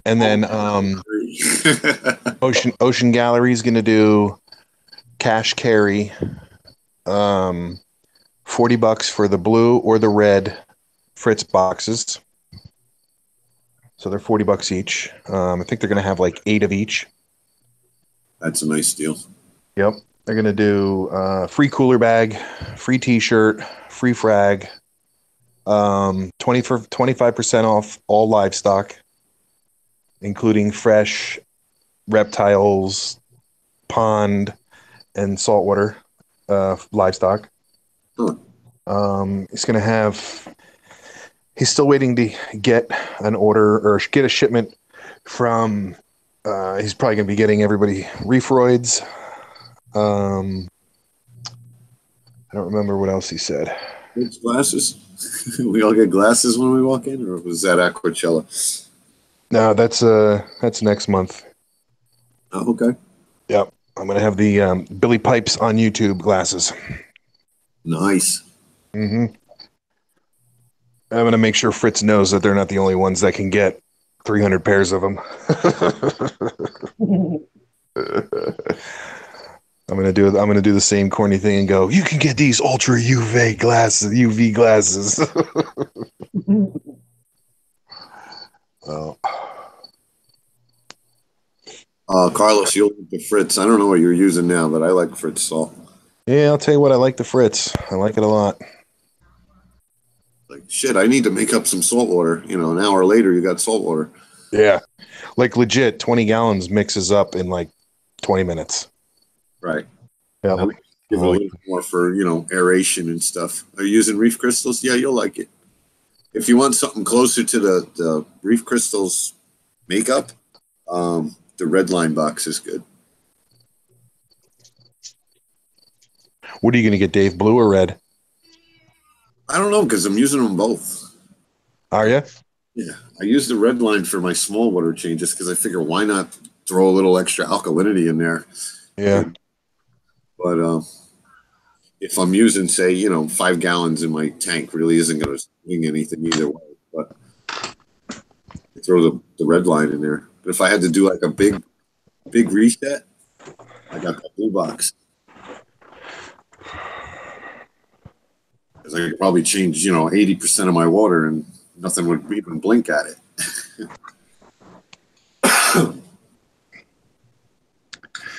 Yeah, I'm looking at it right now. You can't even see it on camera. I wouldn't even be able to show it on camera if I did a video on it. Don't touch it and keep your freaking big fat fingernail out of there. Man, it's like, it's so small, but it's just going to be so destructive. Yeah, Rookie said drain the water down low in the tank and put some windshield repair stuff in it. It's 3 inches off the sand bed. Right, but the higher the water is in the tank, the more pressure there is at the bottom. That's why the tanks always get thicker glass when they go higher, not so much longer. So, I'm gonna have to get a saw, Dave. A saw? Yeah, to cut all this encrusting coral off and put it in the new tank. You could probably borrow one. I mean, Absolute always says, "Oh, if I ever wanted to use their saw, I could." But what was I going to do? Lug half my tank over there? Right. I could probably borrow Ocean Galleries, but just the fact that if I borrow it and like a blade breaks and oh man, it was fine when you left. Yeah, I don't like to borrow people's stuff. Or hey, I need that back like now. What do you Yeah. I don't know. I'd like to think that I can take all this rock out, bring it downstairs one piece at a time, put it in the new tank, and it would be the same. Because I really like my rockscape. Yeah, it's hard to rescape. I've done it in this tank, rock out, rock back in, and it just doesn't seem to sit the same. No. You get sponges, you're ripping sponges apart when you're pulling them apart and stuff. I found a golf ball sized turbo snail dead under my rock, so it was probably a good thing. Why is it that when you see a snail shell, you always got to sniff it? Why do we do ourselves? Oh yeah, that one's dead. Oh, that's nasty. That is nasty. I might as well smell you. Oh, that's so nasty. I did it to Olivia once. It was outside the tank for like a day. Outside, and the snail was still in it. And I was like, this snail shell smells so weird when it's empty. And I stuck it up her nose, dude. She vomited in about 3 seconds. It was disgusting. It was bad. They are bad. He was so big, too. He probably would have polluted my tank. I can probably get a 6 foot cheaper than a 120. That's the sad part. Damn it. All my zoas are on the rock. I got mushrooms on it. Jesus. Where's the trigger? Is he in there or is he in QT? Blue carbon, John? I know you're muted. Oh, he was in there. I seen him earlier. Yeah. No, K-Town asked him, where's the tang? Because he said, or the trigger, said he just got a trigger. We might have him in QT. He might be like one of the QT guys. I'm not saying anything's wrong with QT. I don't do it myself, but I saw a trigger in that tank. I did. If we're talking about that big 400, there's a trigger in there. Okay. I haven't seen him. Blue throat. Yeah, he's in there. Okay.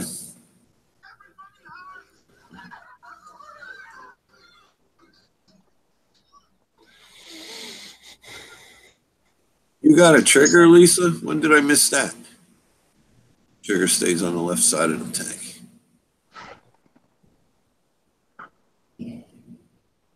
Oh, he was in there? Okay. Yeah, he's on the left side most of the time. Got a spotty legs. What's up, Billy? Let's see if we can see this.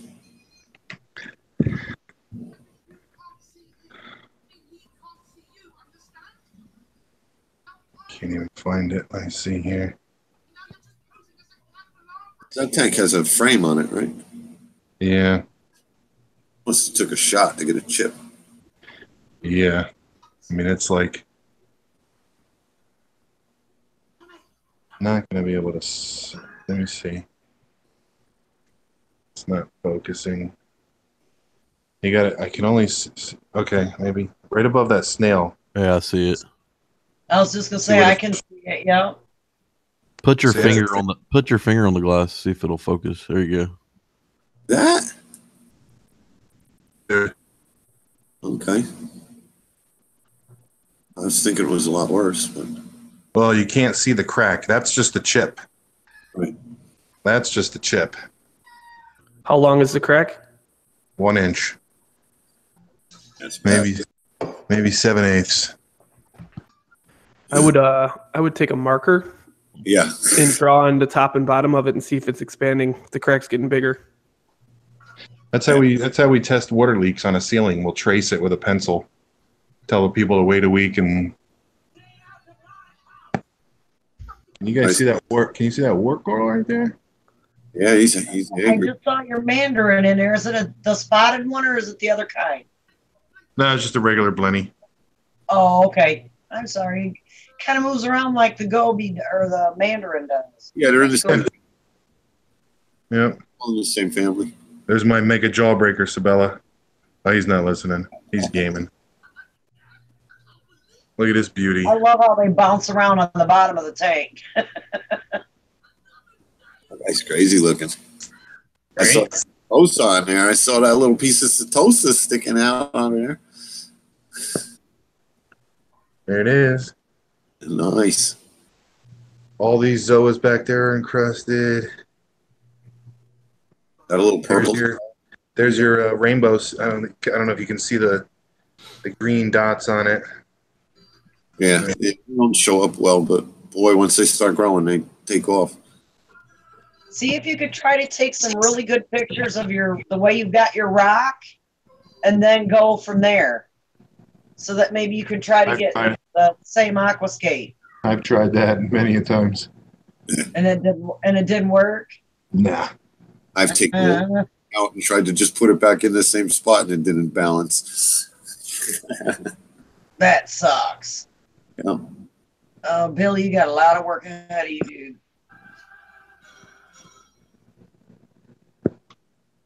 Do you have a frag tank that you can take some of your corals and put them in? I think you do, don't you? No. DM, what's going on? If you come in here, maybe we can talk about it. Somebody. Pat, is Pat in here? Yeah. I never got to show you this one, Pat. Mm-hmm. Pretty colors. Yep. Well, guys, I'm going to go ahead and turn in. All right. Getting late here. So, Billy, very best of luck, dude. I hope it doesn't get worse. Me too. Thank you. You're welcome, bud. You guys have a great night. Night, Tina. Take care. Good night. Okay, Well, I think you got to try as quick as you can to get a new. what's happening in that guy, Billy? That one on the sand. You didn't What's look- that? What's that you just showed? Hey, Ken. Not doing good, or No, it's nighttime. The lights should have been out an hour ago. gotcha? I just turned everything back on. They've been sleeping since 10. I got a frag on one of them enchiladas. Is it? Boy, they freaking sting the hell out. Oh yeah, watch those things. They're worse than freaking torches. They're beautiful, but you know, I thought I had enough space around it, but it really lit up a piece of stylo, boy. That purple stylo back there's got some tips on Polyps it. coming out on that Monty. Huh?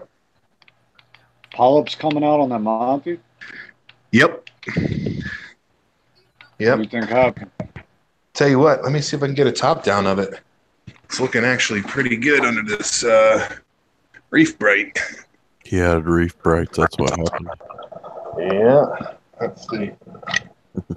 You were talking about that in the other stream, Pat. You really noticed a difference in the corals with the reef bright. Yeah, huge. That's cool. Phil got one. He said he likes the light. He just didn't like the finish on it or something. They kind of look cheap, but I see why they did it like they did. So Probably for heat exchange more than anything. Here's that Birds of Paradise. That's good. It's like a bright yellow. There's Dave's. There. Now you can see all the growth coming out of it. Yep. I love that thing. I'm excited about that one. Rainbow. Got a couple more pieces of that too, with the rainbow one. Save them in case I get some dead loss. Well, I can always snap one off the main column too, but a real pointy bird's nest, I'm not even interested in that anymore. You want some bird's nest? Acapulco?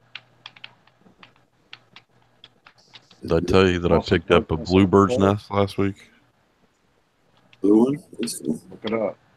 Yeah. Is it still blue? Yeah. There you go. It's actually pretty nice. It's like a pointy, a quick round pointy. It's actually coming out clear with no gel filter. How's it look with no gel filter right now? Yeah. Looks nice, man. What kind of phone you got? Billy? The colors look good. It just needs to focus. Yeah, if I sit still, it'll. Billy, what kind of phone you got?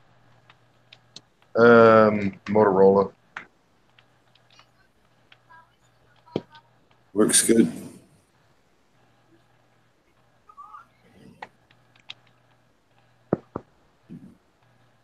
I got the G6, but I didn't realize when I looked up everything for the G6, and mine's not a G6. Mine's like a G6 Lite or something like that. So that's why it was so cheap. I'll say goodbye, everybody. Shit.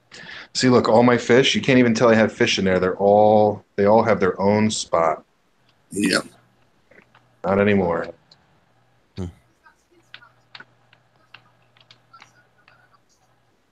They're all. Damn it. Yeah. What am I gonna do? What am I gonna do?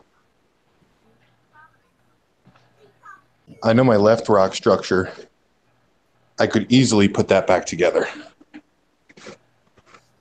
That's an easy put back together. I'm gonna try, and I'm gonna try and get it to go back together. But you know what'll help me is the coralline algae. Coralline algae. Huh? Yeah, because the rocks are so damn freaking purple.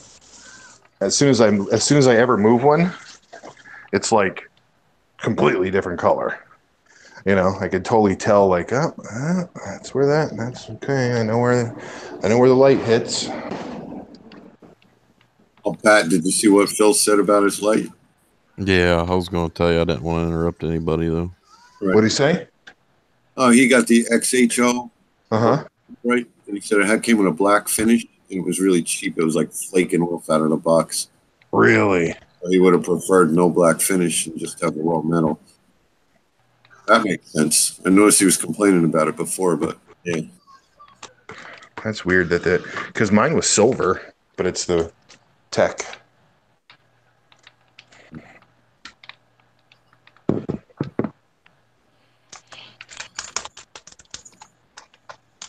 I want to get into LEDs, like with T5s. You want a Reef Brights, Isabella? No. I mean, if you got LEDs, you don't need them. But I'm talking like T5 bulbs. What do you think, Sabella? Me and Pat have come to the conclusion that Reef Brights are just like an extra T5 bulb. What do you think? Yeah. Without a doubt. They put out like 150. They do like the same as a regular, like bullshit coral light bulb, you know? Mm-hmm. They put out the same amount of power. They're just blue. They just blue LEDs. The VHOs are fun. But listen, when I had two on When I had 2 reef brights on my ATI fixture, all my A cans turned orange. Nope. Really? When I swapped one out, well, that kind of was the reason, and also that like I told you, it was like like my fixture was larger than the diameter of my tank Hmm. with the reef brights on. You know, I could have went with an 8 bulb with 1 reef bright, or a 6 bulb with 2, but they just stick out way too far that it kind of looks stupid. I would have to angle the reef brights in. You know, it just looked dumb. So I took the back one off and I was a backup, but the VHOs are nice. Now you have what, 6 bulb with 1 Reef Bright Tech? Yeah, yeah. And what's your I par? used to use the VHOs, but you know I didn't buy it for this tank. When I got into reef brights, I was using the XHO. Sorry. Yours now is an HXO? No, mine's a tech No. now. Yeah. No, I was No. using when I first started using reef brights. Oh wait, hold on. This kid's about to.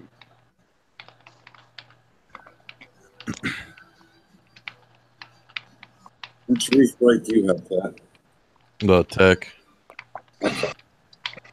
I can tell you 2 things I've noticed with the reef brights.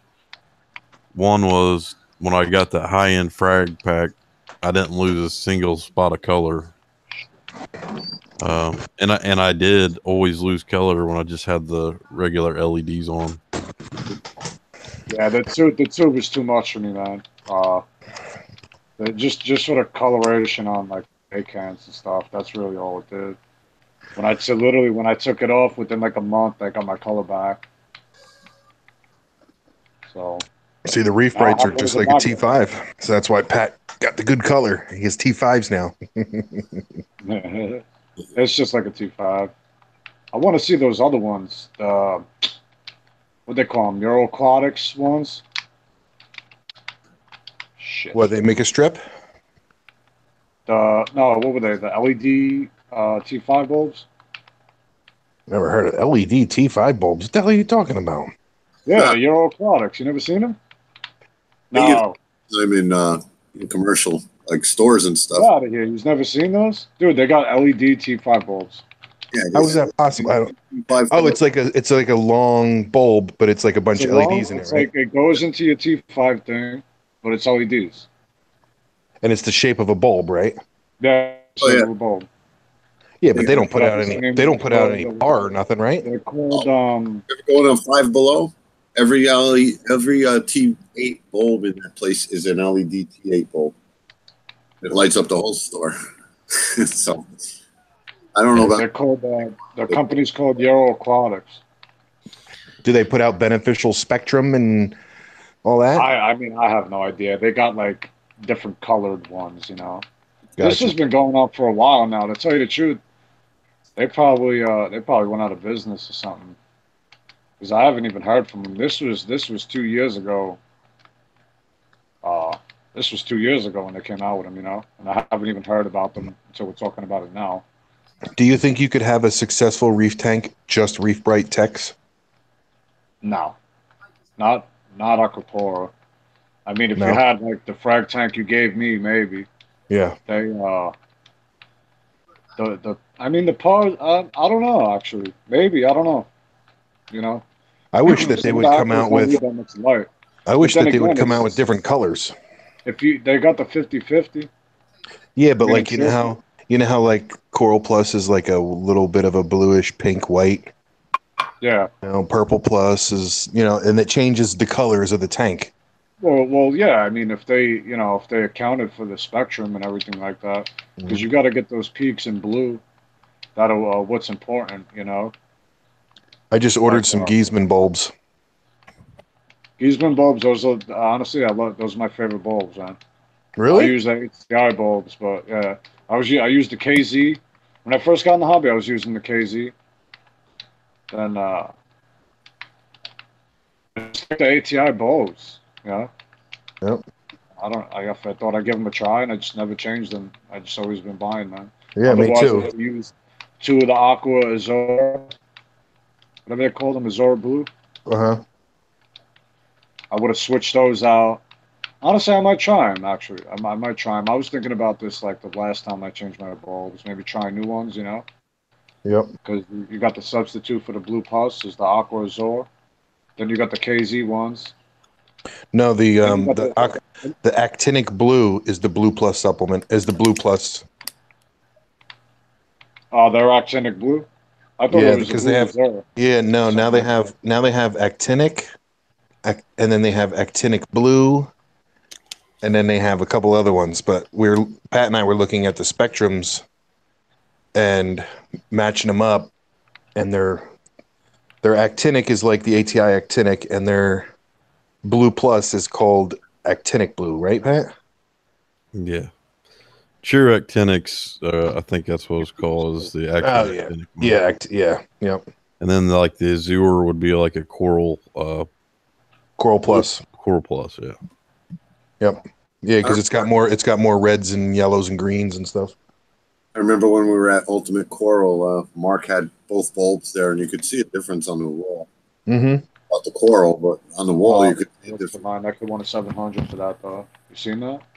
Yeah. Candy Crush Mushroom. This kid has a sick Candy Crush for 700. You're playing Candy Crush right now, bro? No, some kid. It's like a jawbreaker with like got like different color oranges and blues and shit in it. It's like a jawbreaker. They're called a Candy Crush mushroom.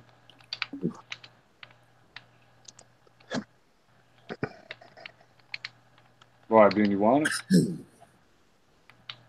Huh? My Tic Tac We'll get that jawbreaker's almost a full Tic Tac now. Who, yours? Yeah, it's getting bigger pretty quick too. Was that the size of the bubble on it? Yeah, it's literally like if you take a Tic Tac and break it in half, that's how big it was. Oh wow. But he's selling them for $75. I was like, yeah, I'll take it. Screw it. How's that Millie I gave you coming back to life? Yeah, it's not got like milli polyp extension, but it looks fine. Okay. You'll see on the first what it looked like when I bought it. Which one was it? The Sunset Millie? Yeah, but it was like the polyps on it were like a 1/4 inch long. It was freaky. Yeah, I don't get that in my tank. I mean, at night, yeah, I get some fuzzy stuff at night when I go down there with the flashlight. But during the day, I don't know. And I don't have any like dwarf angels or anything that would be going after it. Yeah, so like one of the issues I have with my tank is not being able to have nitrates in my tank. Even dosing it, I don't want to go overboard with it. You know what I mean? Yeah, So I dose No, it. you know what your best bet is? A lot of frozen food. Oh, I Eat a lot of do. frozen Man. food. Should be all right. I put like 1.5 cubes a day in there. Yeah. It's just a little 27 cube.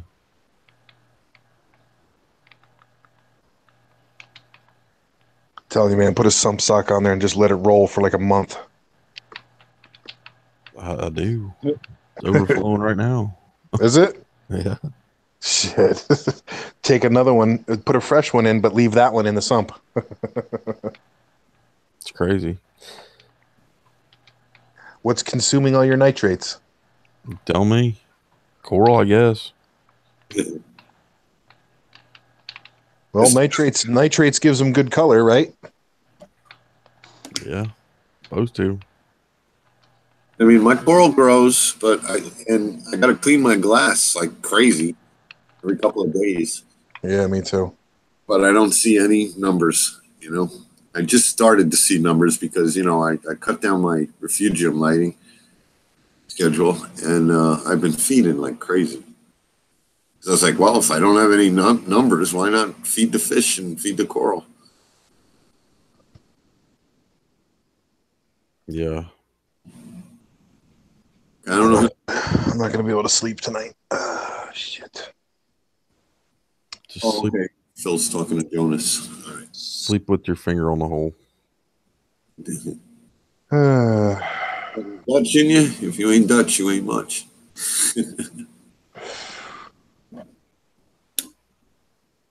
Shit. So since what'd you do to correct your low phosphates, Dave? Anything? No, Like- I never dosed any kind of booster for phosphate or nitrates. Yeah. Like I said, I've just been feeding heavier. Coral food, frozen food. The fish love. Yeah. I know You feed Reef from Rewards. what I did was with phosphates, I feed a lot of flake food. For the nitrates, oh, what's going on my phone here? You got a bare bottom Sabella? No, I got sand. Oh. Yeah, you Tell you the can't. truth, I want to take that. You're still here, though. Yeah, I don't know. The frozen food raises your nitrates pretty hefty. Does it? The flake food, if I don't feed flake, then I won't have any phosphate in my tank. Huh. So like I have to feed flake once a day. I was never feeding flake, but we got that new P. mysis sample. I've been feeding that. You using it? Yeah, I like it. I like that stuff. My fish like it, It's a good crispy flake, It's not It's good. a little thicker or something. And it was I like that. I use the Prime Reef ones from Ocean Nutrition, the red ones. Okay, I got the green ones for them. The green. Was that algae based something? Yeah. And the Tang and the Fox Face, and it was on sale. I got a big can of it. I still got a big can of it. I guess with the flake food, you think it looks like a lot when you put it in, but it's really not a lot of food.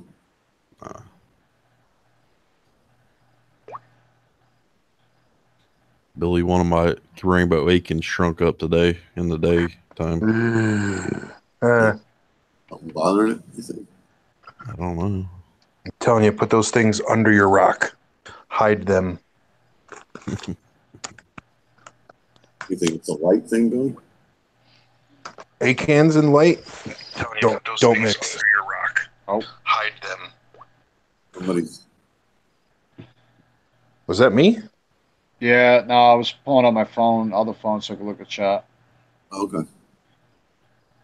What's going on, Asa?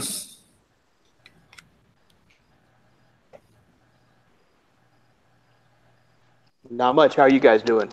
Good. Chilling. Well, what kind of light is that? It looks like two beams. Looks like you got headlights over it. Yeah, that's the AP700. I just have it sitting right on top of the tank. All right, you didn't get it up in the canopy yet. Yeah, I don't have it installed properly. I'm just too lazy. It's like God visiting your tank or something. What's that? What's that? God, like God showed up. Yeah. Yeah. What have you guys been doing? Same old stuff. What's up top there? That's was that Ocean EP700. What's coming out the return up there? Oh, that's his dump bucket. Oh, you got a Carlson surge device? Yeah, it's yeah, hold on for a second. He'll show you. It's not very pretty because there's I salt. mean, hey, creep. I mean, if you can make that thing pretty, then See, it's a You get a 6-foot long tray. Oh, you made a tray? Oh, wow. Yeah. And I just cleaned the algae out of it, but whoa, gotta be careful I don't drop this phone. So that's the tray. It gets thinner at this end, and so when it fills, it gets Comes down heavy, the middle. and then comes right back up again. Let's make a splash. Yeah. So Oh, it you doesn't built that really yourself, add a lot of. What's You that? built it yourself? Yeah, I built it myself. It doesn't really add a lot of surge. It's mostly just the splash. Yeah. And then I have the Apex time the motors to ramp up and ramp down. Although I haven't got it to trigger yet. I just haven't installed that part. Yeah. But the idea is to have it splash right in the middle of the It site. looks like it looks like a UFO landing. Looks like what? It looks like a UFO landing right now in your tank. Yeah, that's right. That's right. Hey, Tyler D, you can either soak the flakes or take a pinch of them and put them under the water just for a second, and so they won't just float on the top and go right out your overflow. I got these little, like, shot glass sized red Solo cups from the dollar store.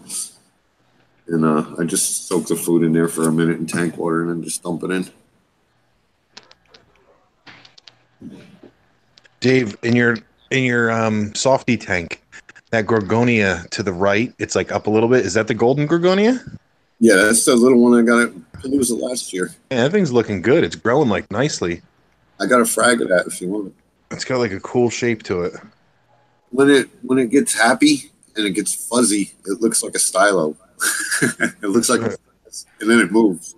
You're like, whoa, what's up with that thing? What are you making, a canopy cover or tank cover? Actually, it's like a cowling for the chute for that algae scrubber. Oh, look at that! And basically, what I was doing is just using clear duct tape and built the chute out of it. It worked pretty well, but it's a temporary thing, so I'm trying to build a permanent one. Thought you were building a hanging bracket for your light. Yeah. Yeah, I need to build a frame. I've already bought the motor and the electronics and stuff, so that I can get this thing to move across the tank and back. That's cool. And is that a 180? 180? Yeah, it's 180, 31 inches tall, 6 foot long, but it's only 18 inches deep. I really wish I'd gotten one that was 2 foot deep. Yeah, 2x2 is nice size. Yeah. Gotta be a stretch getting in there. Yeah, my wife didn't like the aspect ratio, so to speak. It was, the low, long tank that I'd had for, it's 130, that I had for 20 years and 25. So I said, sure, I'll go with the taller tank for more, more gallons, but it's really hard reaching down. I think I'd go with a 28-inch tank, but not a 31 if I were to do it again. Those tanks are deep. You're not a little guy. AL wants to know if you can show us your refugium, Asa. Yeah. First off, I'll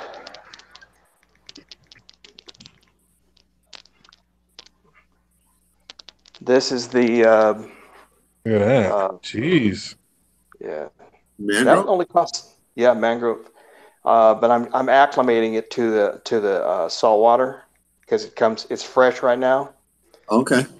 And I'll probably have to bring it out here in the sunroom. Here, this is my other attempt. This one was just great until all through the winter I had it in here. As soon as it turned spring, it started sucking up water, and it starved to death with lack of water because I wasn't paying attention. So I killed that one, got a new one, but they're only $70. Hold on for a second. Returning Washington to the room. Absolute mess in By the way, they're still chanting. Okay. So again, this is just a mess, but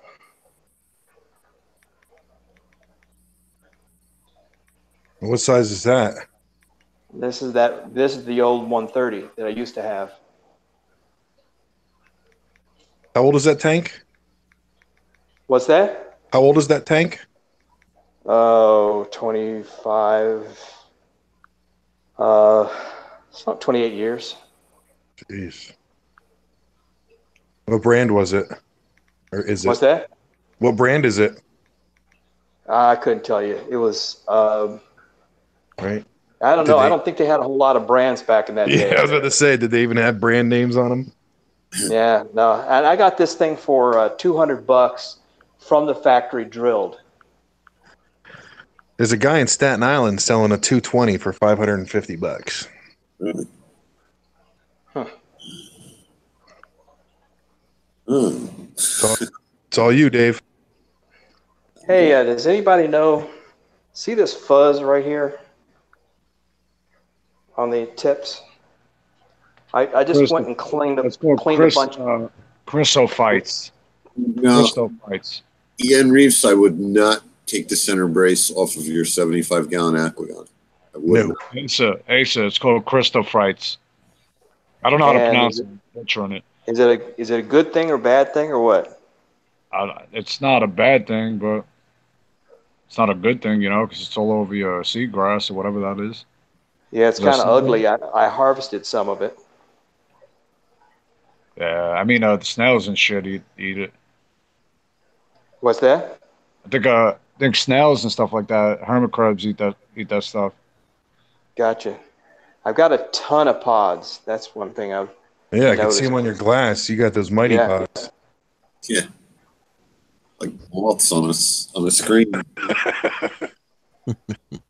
You got like hermit crabs not in their shells. Yeah, the amphipods are crazy. Damn.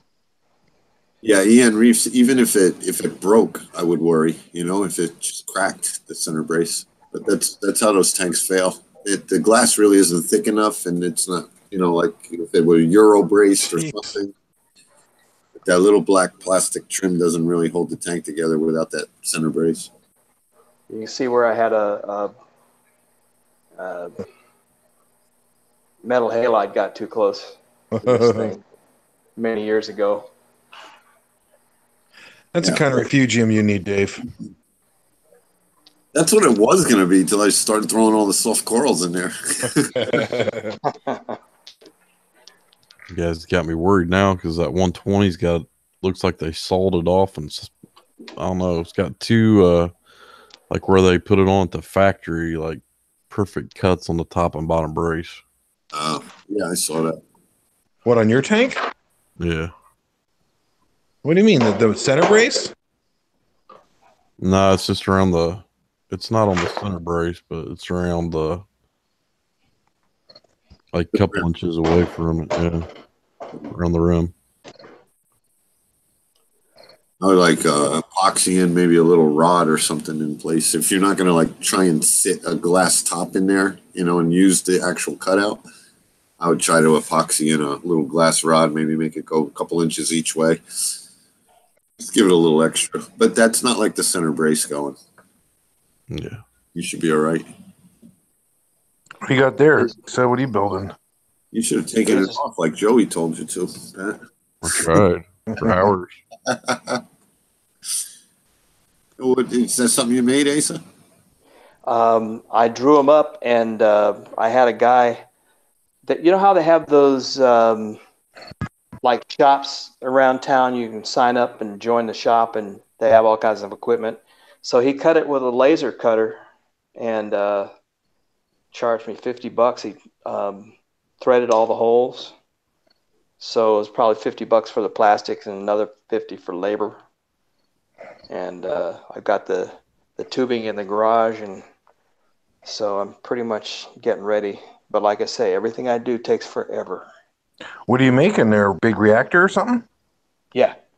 Oh, wait a second, Pat. Pat might want to hear about that. What's that? I knew what they were when I seen them. I was listening. That's why I was like, wait a second. Is Pat looking? Pat wants to make a nice, big, juicy Chaeto reactor. Yeah. Well, if he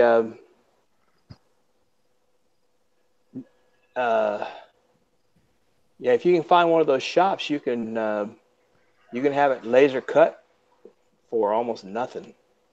Wow. The acrylic cylinders are what I seen were the pricey part of it. I don't know how much you got yours for, but I seen it. Most of them were like $100 or more online. So.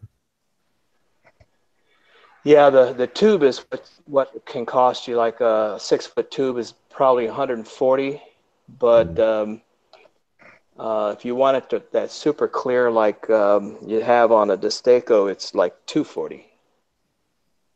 But that's for 6 feet, of course. It's crazy, man. So here's what I've been thinking, guys. Let me run it through you. I was talking about it with Pat. So, you know the RODI filters? You know, they're like the 10-inch clear canisters for the RODI units. Yes, yes. So I can get them like any size, really. I can get them 12 inches diameter, 3 feet tall. And I was thinking about making a Chaeto reactor out of one. But if I wrapped it with the, the DIY lights, do you think they would go through the thickness of that acrylic? As long as it's clear, it shouldn't really affect it. Yeah, it shouldn't matter. Ah, Acrylic works better than glass. okay. Yeah, because I guess lenses like on the Mars Aquas lights and stuff are made of acrylic. Oh, yeah. All right, because I did look into it. I can get a 3-foot long, 10-inch diameter whole house filter for $60. And it's clear, it's not smoked, right? It's totally crystal clear. Oh, that's nice. All I'd have to do is take a piece of 1-inch CPVC and attach it to the outlet port, and just turn it around so that the water goes down all the way through that 1-inch CPVC, drill a bunch of holes in the bottom of it, and then Yep. that'd be a pretty big ass Chaeto reactor for $60.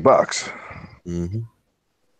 And it comes with a mount. You can mount it right on a freaking wall, just like an RODI unit. So when you want to clean it, you shut the valve off, you take your wrench, you turn it, take it off, do whatever, and yeah.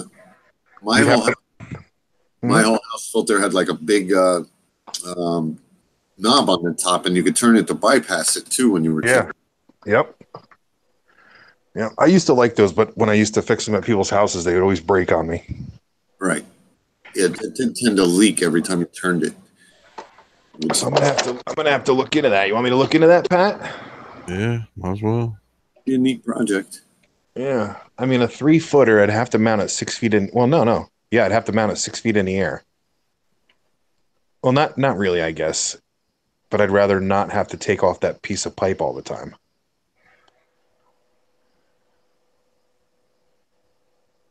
I'd rather glue that piece of pipe in place. Yeah. So that it's like maybe 2 inches off the bottom of the filter itself, so that I don't have to drill holes. It just comes down and shoots out and goes wherever. That would be pretty fucking cool. Mm-hmm. Start selling that shit, Billy.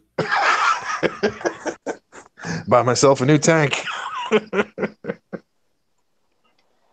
That's the design that I'm wanting to build. Jeez. We'll see that in 2022. Shit, you're making a calcium reactor? Well, I just presenting them. Damn. So I've got all the parts. Just need to get to putting it together. And then what I want to do is, I don't know if you guys have ever seen these guys that have the continuous duty pumps. Yeah, peristaltic pumps. Yeah, but the ones that are built for continuous duty. Because most peristaltic pumps will burn out. And Cole Palmer. You ever heard of those? Nah. Anyway.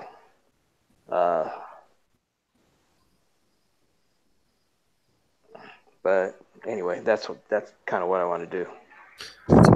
BRS just did a video, was it last week or 2 weeks ago, where there's a new peristaltic pump that's rated for continuous duty where you don't have to change everything out like as often. Yeah. I don't know how good it is for $200, but that's probably a decent price. Yeah. Because, like I say, most of them will burn out if you run them all the time. Mm-hmm. Like a dose is not continuous duty. Right. Well,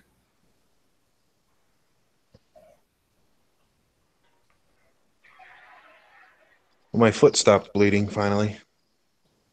What'd you do to it? I stepped on a razor blade. It completely disappeared into my foot. Oh. Wow. On a live stream. Well, I'm glad I missed it. Super glue, bro. And I showed it too. I was like, "You guys want to see it?" Yeah.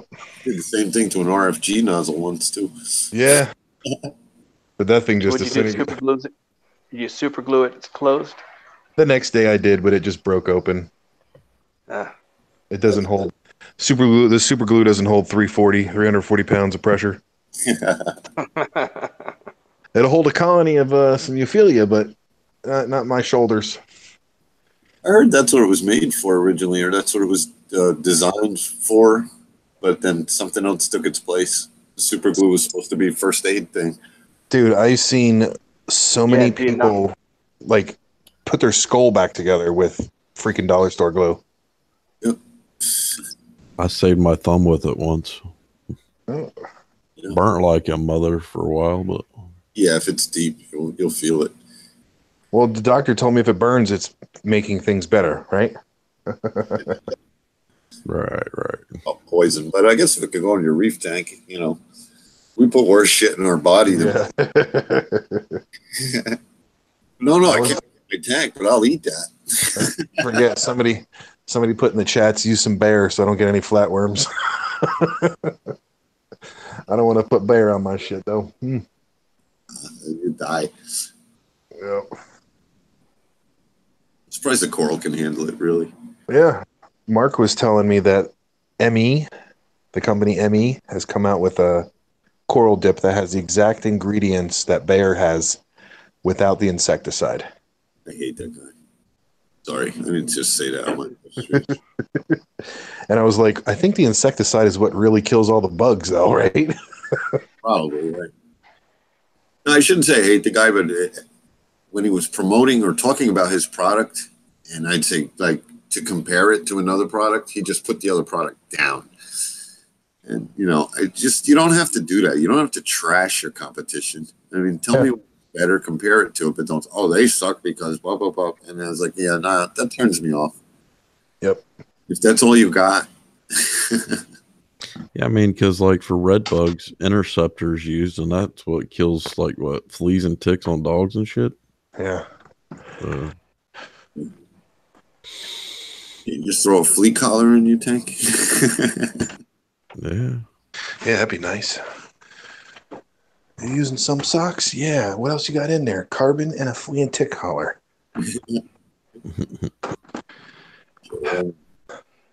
Hey, if you can put fluconazole in there.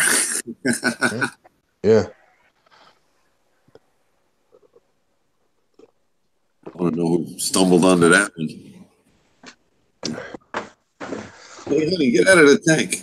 Hey, all my bryopsis is gone. Right? Yeah, but I got a little itch down there. I don't care. Do I have any duct tape? Yeah. All right, so I guess I should duct tape this tank up, right? If it makes you sleep better, I mean, then you're gonna have to clean it off at some point. Like a big part of me just wants to take the risk. I mean, I would definitely do what John said. Just mark it with a Sharpie or something. Make sure it didn't get any bigger tomorrow. I don't know, man. It's just like don't push hard. Don't push hard with the Sharpie. Just lightly. It's like a crack in your windshield, It's fine for a year, but as soon as you go to take the snow off your windshield, you're like, oh, just a little bit of pressure makes it that much more worse. My local fish store sells those deep blue 75s for $99. Yeah, but this is the non-tempered 3/8. Yeah, I don't know.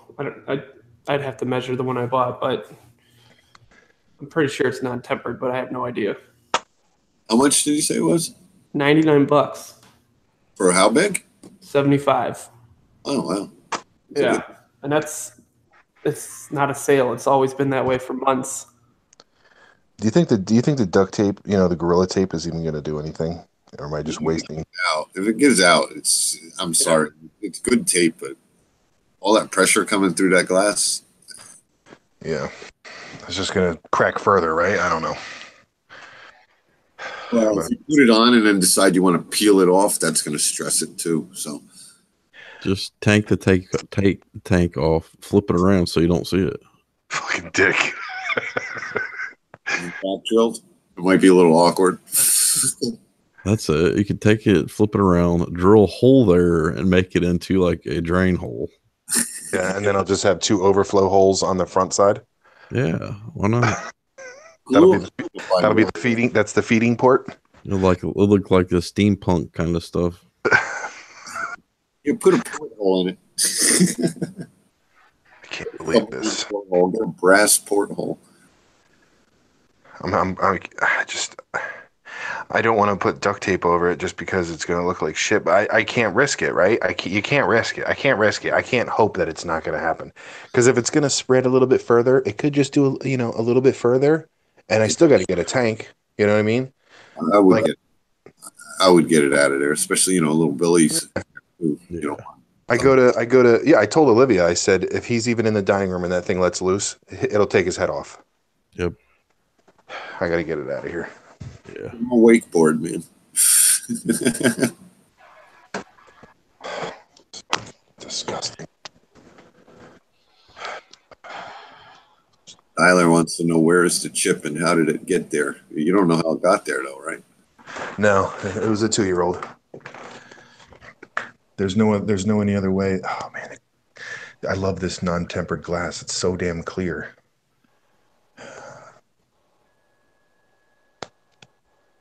Yeah, I mean, just from non-tempered. Do you mean low iron or no? I don't know what their non-tempered is. I know it drilled really, really easily. Well, it's definitely non-tempered then.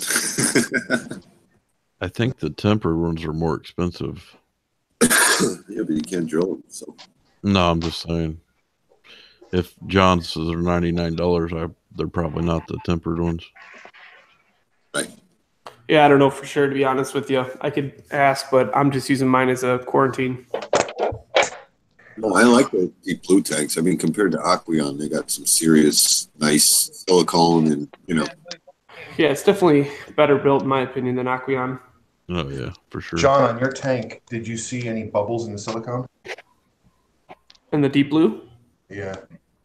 No. It's black silicone, too, so yeah. I guess if there was, it might be hidden, but... No, you'd see it easier. Because when I filled mine, it was completely filled with air bubbles. So I called Deep Blue, and they said, this is very normal because the silicone we use is very flexible. So air bubbles is a common thing. And I'm like, really? That's why I put these corner braces on. Oh, I didn't know that. Yeah. Yep. I had an issue with C on his tank, and he had to fight with him for almost a year, and then they finally sent him a new tank. But I think his was actually pulling from the glass.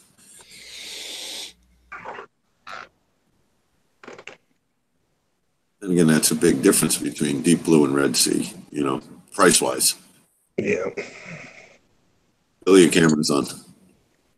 My camera's on? No, it's Asa. I saw him walking. I saw Asa walk into the bathroom. I just want to make sure he knew his camera was on. And he's being... I just assumed it was you, yeah, Billy. I had to check on it. I wasn't using it. Okay. Yeah, Billy almost did that to us one night. See, Pat? Can you see this, Pat?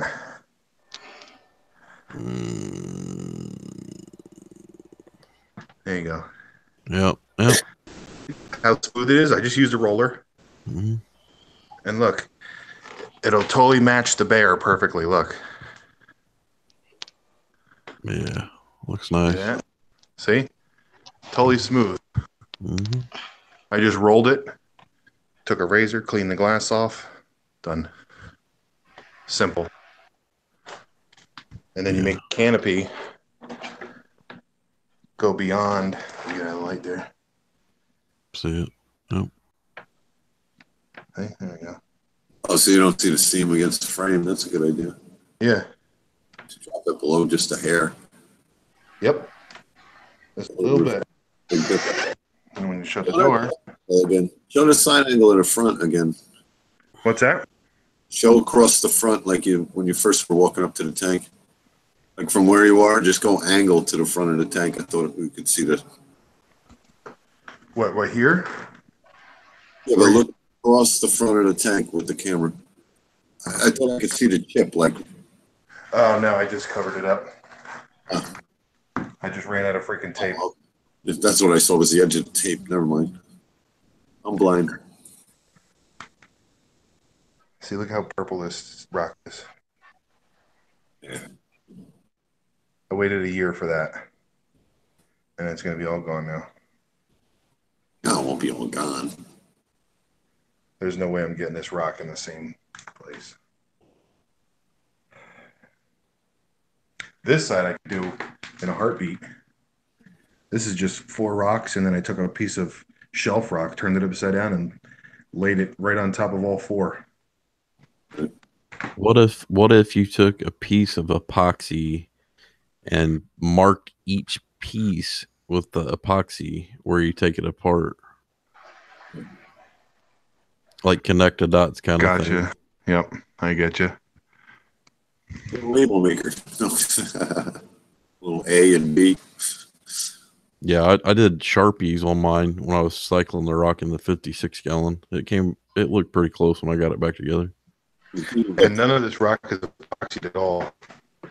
It's just linked together. Yeah, that stuff sits together nice. You see they make shelf rock now too. Yeah, and the shapes and all that stuff. So me and Billy's been debating on my trim on my fish tank. He says paint it gray. Make it match everything. Yeah. Like a 3-tier birthday cake. Because his stand is gray and white. His canopy is going to be gray and white.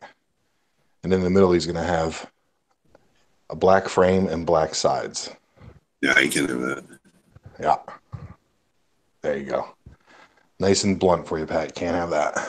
There's none of that. All that work you did to that beautiful stand in the Yeah. Fix that shit. I told him underneath would look cool if the tank's black because all his piping and PVC is going to be black. Yeah, that'd be all right. And it's all white inside the stand. So it'd be all black and white, and the outside will be all white and gray. Yep. Right? Maybe make like a tape, like a pinstriping tape or something that you could put over the black. I know it's pretty thick on a 120, but. Well, I was telling him to take these corner guards like I did, smush them on there with silicone, and then take a roller and just, as he's rolling the bottom trim, just roll the sides because it'll match his stand perfectly. Yeah, but I don't know if I can find any enamel-based paint though. The paint you're using, whatever paint you use for your stand, that's what you use for the trim. It's latex. So? No, enamel's harder. Yeah, mine's easy. I see Pat's point. If something scratches up against the plastic, it's going to be a scratch. Yeah. Well, can't you just take that can to Home Depot and they have that scanner that matches colors? I don't have a Home Depot. Lowe's? Got a Lowe's, yeah. Yeah, they can match the color. Yeah, they take their little scanner and they scan it and then they mix it and then they put they touch the two next to each other, and if it don't match, they'll remake you a new batch for free. Well, she said I asked her for enamel when I first got there, and she said they didn't sell enamel anymore or something. Hey, Billy, you want to just say what you talk about your corner brackets more? Awoken wants to know what you use to make them. So if you go to like Lowe's or Home Depot, they have these clear plastic corner guards. It's for like wallpaper, I think. Yeah, it's literally called a corner guard, and they're meant for like offices. You put on the corners of walls so that like when you back your chair up, you don't bang into the wall and just break the sheetrock. Mm-hmm. And they come in like 6-foot lengths for like $2, and like every 2 feet or like every 30 inches, they have little holes in them for nails. And so as long as your tank isn't taller than 30 inches, which even if it's 31, you still have the trim in between, so it works for really any tank. And what I did is, here, I'll show it. Let me present you. I keep going back to blue because he's got his tank on. So when I got my tank, the silicone had air bubbles in it. So what I did is now this is crystal clear. So what I did is I took black silicone and silicone behind it and smushed it on really good so that the silicone squeezed out everywhere. And then I let it set for like 2 or 3 days. Then I took a razor and just went straight down and then scraped it off the glass. And then when I took a paint roller and just freaking painted it, got it all over the glass and everything, and then just scraped the paint off the glass. And what essentially what it did is the bigger pieces are 1 inch by 1 inch. So what that gave me is a full 1 inch silicone on each side. So it made these corners like, ridiculously strong. Yep. Because I was worried about the silicone coming apart. So I did that, and I've done it on my previous tanks when it had clear silicone, and I would literally just snap them on in between the two trim, and when I clean the glass, I would just pop them off. But then, when I clean the front of my tank off, it doesn't do anything to the paint, doesn't hurt it or anything. Right. And it's like not really noticeable at all. It just looks like, the black silicone was 3/4 of an inch out, especially if you have like an Aqueon where the silicone is real sloppy. This cleans it up real nice. It's what Tyler D said. You're a damn genius, Billy. I have a video on it, actually. I actually have a video. I have a video on it. Yeah, that's what Loki said once he was asking about it. He says you can have a video on the channel, but I thought you'd give him a little prelude to it. I forget if I still have it up there. Let me see. Because I actually just made a playlist of DIY stuff, and I don't think I added that to it. Let me see here. It was a long time ago. Yeah, that's important when you start to get a lot of videos to make playlists. Let me see here what it's called.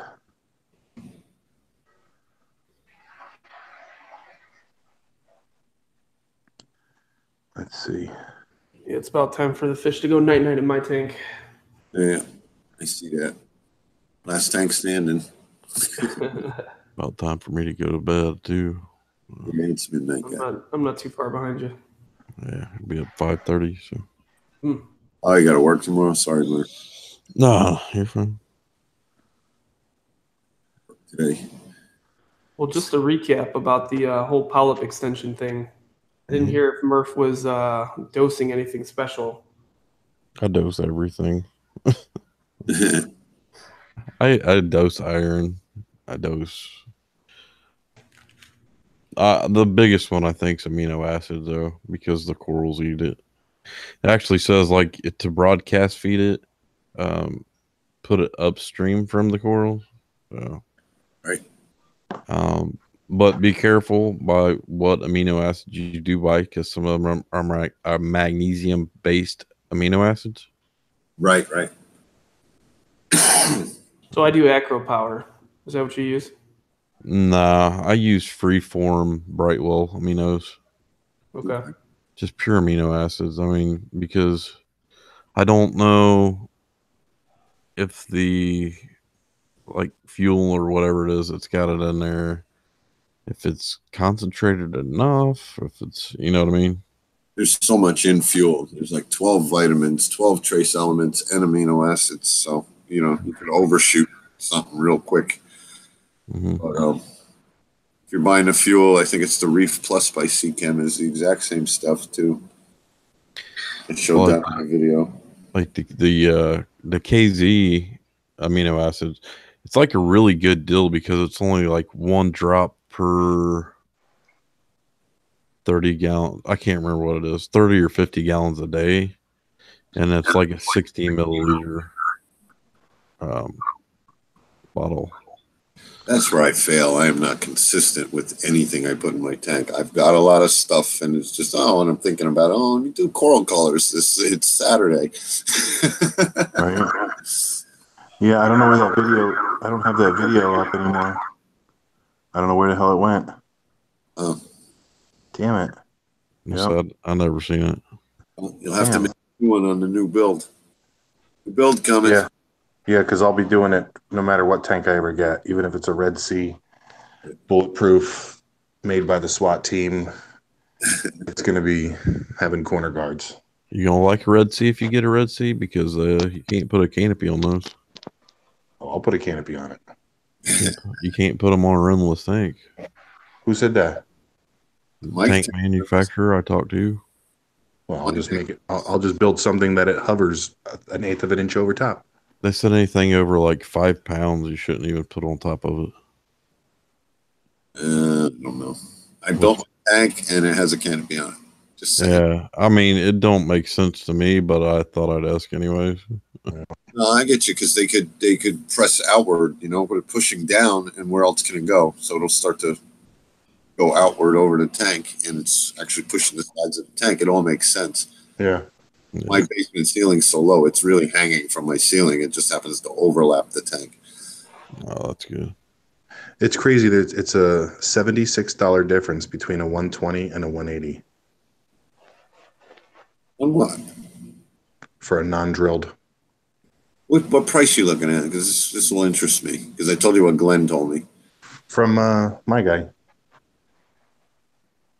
Okay, well, I told you on the first we will ask them because the owner will be there, and I'll say, dude, today's special, $1 over the price. What's up? That's when I asked him I don't remember the actual number, but it sounded high to me. And I want to say it was 6 and change for a 180. Not drilled. I mean, no reef ready, just the glass box. Oh. And I'm not even sure what brand it was because they were looking at an Aqueon book, and I know Aqueon has somebody else involved. Is it? Who's in with Aqueon now? Can't think. Top Fin. And the guy who used to make the BioCube is Cora something. The only thing that I can say that will be positive out of all this crap is that the tank will be downstairs and I don't have to worry about him smashing it anymore. Yeah. That's the only thing. Because literally we have a gate in the living room and a gate in the dining room specifically so that he can't go near the tank. Right. Now I can get rid of all these damn gates. That's nice too. I mean, you can probably hop right over them, but Livy can't. Yeah, well, no, I mean, even the gates. Now he found a way to go behind the couch, past the dog stairs, and he actually uses the wall and his foot and the couch cushion, and he pulls himself up, and now he can get into the dining room. He's a ninja now. Yeah, he'll be really quiet, and I'll be like, "Where the hell is he?" And He's pops up out. Yeah, he comes out from behind the couch, and I'm like, "Damn it, man!" So it's 2 months from now, the gates are going to be useless because I can't put one on top of the couch. Right. So, I guess as long as the basement door's shut, you're good. He's good because he doesn't go up the stairs. He knows that because his ass got black and blue the first time he did that, and he never did it again. What's up, K Reef? We're starting to wind down here, so I don't know how much longer we'll be streaming, but K Reef just jumping in? Yeah. You missed it, K Reef. My tank exploded. Or it's gonna. All right, so I guess I'll get a 120. Since it's gonna be downstairs, should I just get a reef ready? Or why would you get a reef ready? They're gonna put them big, ugly overflow weirs. I know. Don't do that. I know. Because I could get it Friday and I could literally have water in it by Wednesday. Well, I guess. I got to go out and get bulkheads. Well, I guess I could get with a 120. Huh? You know if you need any help too, bro. I'll get my ass over by you. What size you need? I might need it to get downstairs. Yeah. Because Olivia damn near had a heart attack just helping me with the 75. I ended up bringing the 75 in by myself. Well, I know you can, but going down steps, yeah, definitely. Yeah. 20 is no joke. It's half-inch glass. Yeah. Size bulkhead you want? Well, I don't know if I'm gonna do my normal thing where I get a $20 overflow, or if I should, because if I get a $20 overflow and then I got to get 2 bulkheads, right? Mm-hmm. Or I could just get the whatchamacallit. What's the overflow? These guys are using nice synergy ones. Or? No, I don't want to go with anything fancy. Eclipse. Yeah, because they come with the drill bit, don't they? The Eclipse. Yeah. Yeah, I don't think I would. The medium one would be fine, right? I'm not pushing. No. The large one does 1,000 gallons per hour. I don't need that much. Yeah. I don't know what the price difference is, and I think they're expensive. But that glass holes, I just love the name of them. But they send you everything too. Template, drill bit. What's it called? Glass holes. Is that? Can you get it at BRS? No, I think it's its own website. It's called Glass Holes. I think they even sell them on eBay. You missed out on the Dr. Foster's and Smith sale on them Eclipses. Yeah. So the medium does 800 gallons an hour. And I'm usually at half the turn, I'm usually at 5 times turnover rate. So the 120 might be like 600, 700 gallons an hour at most. Mm. So I would think that one would be okay, right? I don't know. I built mine, so. Well, wait, the 1,000 gallon is $10 more. Yeah. Let me see what it cost. Oh, it comes with 3 drains? Come on. Loki dropped the link for glassholes.com. I love the name. How soon you gonna need it? I don't know. It's a $7 difference. But why is it 3 holes? Do you have the one with the 3 holes, Pat? Yeah. Being animal, right? You can set it up as being animal if you want to. Well, that's the only way you can with it, because a Herbie is 2. Well, I've seen people just use it with no standpipes and or 2 with no standpipes and 1 emergency drain. Yeah. So it's like a double Herbie. Wait, so you have 1 piece of pipe sticking up or 2? 1. 1. 2 short ones and 1 long one for an emergency, depending on where you want to level, how much water you want in your overflow. Gotcha. Yeah, I've got about 3% battery, so I may be checking out here pretty quick. Okay, Asa. Thanks for stopping in. Yeah. See, I can get them for either 83 or 90. And I can get 2 bulkheads for $15 and an overflow box for $20. So it's either $35, but it protrudes and it looks like crap. But it doesn't really look that bad. You can't even notice it in my tank. Have it all the way over to the corner. I'd like to just copy what I have now. I really like it. You can pick up a Reef Ready cheap, and get it quick, like you said. Then you're really just building a stand. You're not waiting for silicone to dry. You can plumb it in an hour. Yep. Shit. I can't build a stand this weekend. I got my kid.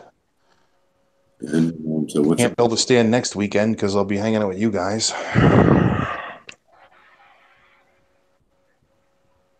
This tank's going to have to wait till next Monday. I have to wait. This tank's going to have to be up here for 10 days.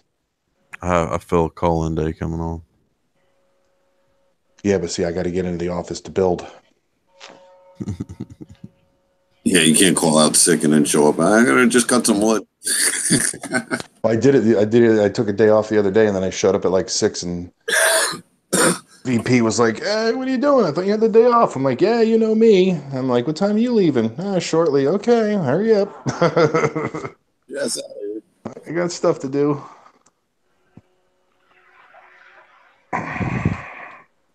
What's a 75-gallon front to back?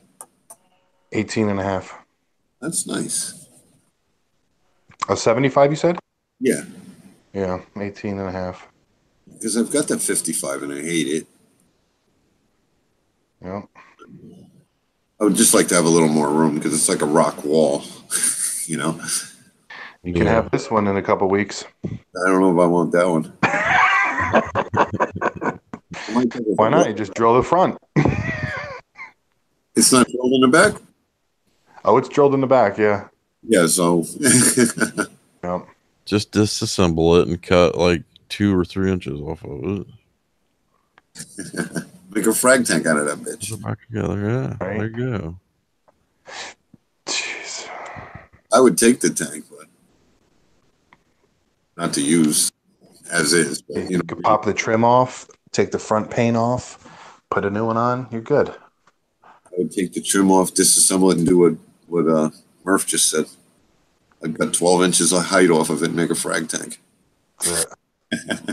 Oh, they do have 100-gallon. That's another thing. He said it's up in the air yet. He said it's 80% probably going to happen. But at Ocean Gallery, they have a 100-gallon, half-inch thick, custom-built frag tank. You know, it's all Euro braced on the top. It's badass looking. And somebody brought it in, and you know they're moving, and they didn't want to take it with them, so they just said, "Here, take it, sell it, do whatever." So he said they might raffle it off to us on the 1st. Wait, one more time. I'm sorry, I was reading chat. You'll see on the 1st. All right. Just make sure you're there. Looks like if you got a 120 Reef Ready deep blue, the overflow weir is on the back right corner. Back right? Don't even tell me that. I'll keep it upstairs. Yeah, back right. One, right? A 180 would have 2. Where you seeing that at, Pat? Deep Blue's home. Deep Blue Professional website.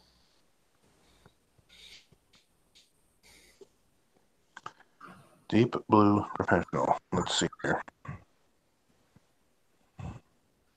Go to products and then in the Reef Ready tanks. What, go to products? Yeah.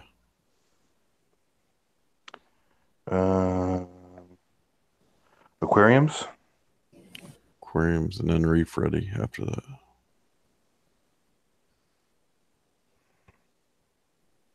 $120. 24. Wow. That's the only reason I didn't buy a Reef Ready is because they all make them on the left side, which is where I don't want it to be. Exactly. Is this in Scott's on the left side? Yeah. His is a 90 though. Right. Wow. Now I want to put it back upstairs again. Just make the stand taller. Let's have it hang off the back of the stand a little bit. Screw 2 2x4s to the back. I mean, the worst comes the worst. Okay, so if you want to be careful, just go get you like a 40-gallon brute tote. Put all your shit in there with the heaters for a couple days. You know, I mean, whatever. It'll be all right for a week in there. Your fish and everything. You know what, Pat? What? Tap on the 120 again.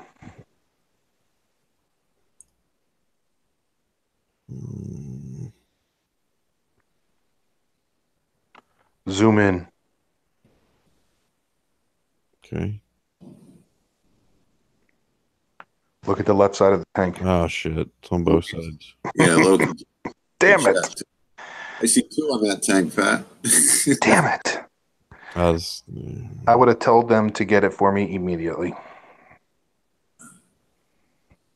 I don't know why they have to put these things on the left side.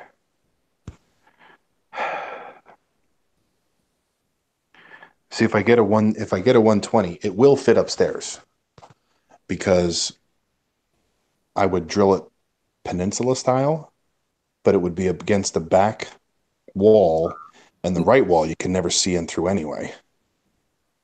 Right. I gotta stick my head back there, but I gotta just put it downstairs. I gotta get it out of here. Yeah, Loke, you can take them off and plug the holes, but if you're going to do that when you're buying the tank, you might as well just get a non-drilled and then drill it yourself. Yeah, that's what Pat did. He plugged the holes. And knowing the cost, I should have just bought one. Yeah, because my dude could get me one for $380. Wow, damn. You didn't know, and you got to take a nice ride with Rico and hang out and have Chicago food. Yeah, deep dish.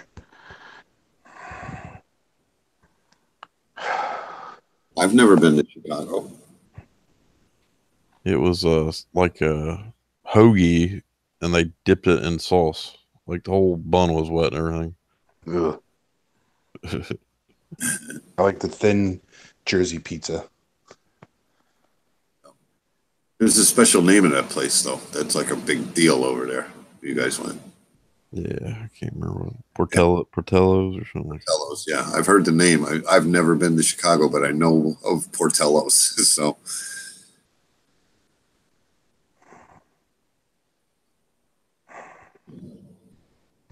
So irritating.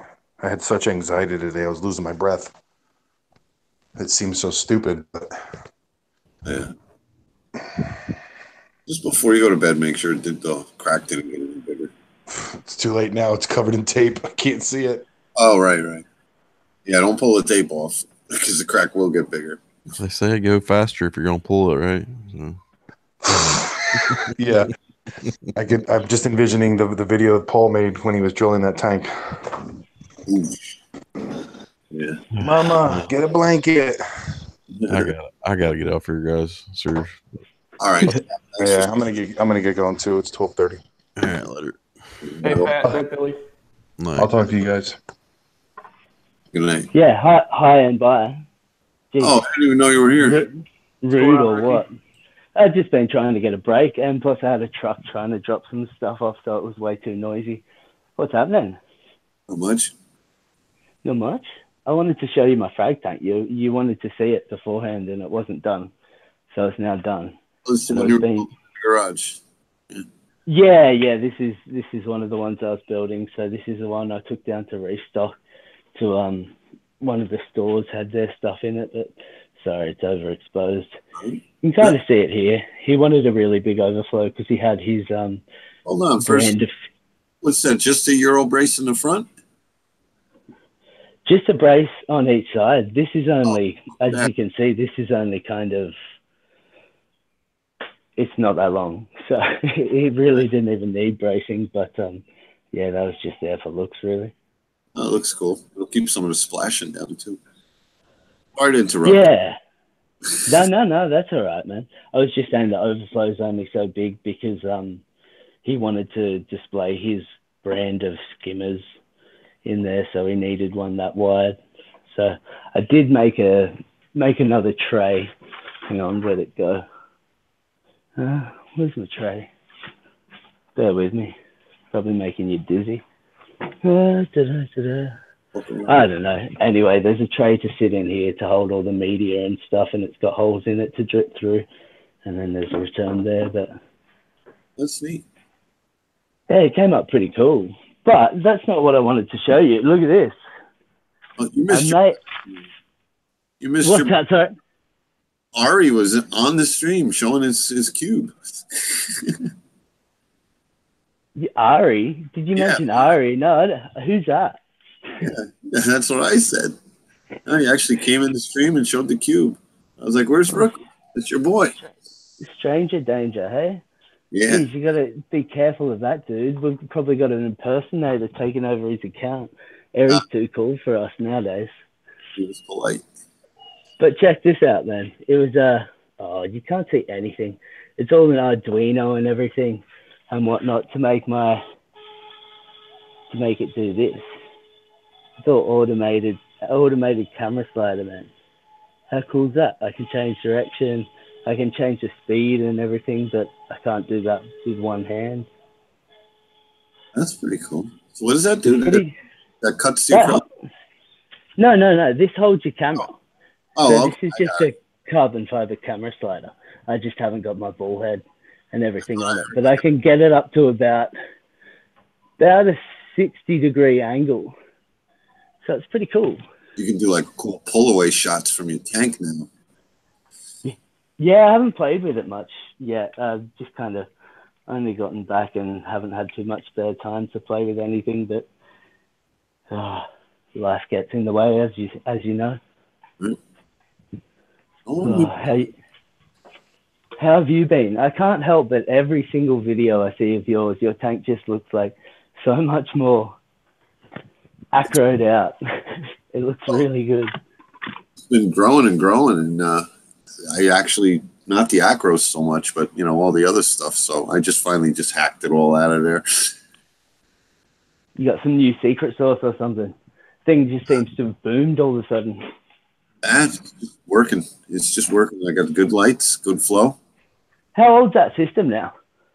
I put it up December. I think it got wet. But, so it's starting to mature a little bit more too. And everything that's in there was in the 55 since about a year ago. So true. It's a brand new system, but yeah, everything is going good. But most of the stuff I had tends to grow like weeds anyway. So the acros are front and center, getting all the attention. As they should be. You kind of get you see that full acro tanks when you first start in the hobby, and you're kind of like, oh yeah, that's cool, but it's not what I want. Give it a year or two, it's what you want. No, it's not even that. At first I didn't even know the shit was going to grow and work, so I was just buying cheap coral. And I had big pieces of cheap coral in the way of the nice ones I had. I feel you. Check out this. I haven't got many acros or anything, but this guy here, you can't even see through my glass. It's so dirty. Acrylic, should I say. But I was meant to frag him it was seriously about 4 days ago, then branches weren't even touching. And now they've just fused into each other already. So he's pretty happy. I got some acros over here. Oh, you can't even see through that one, even worse.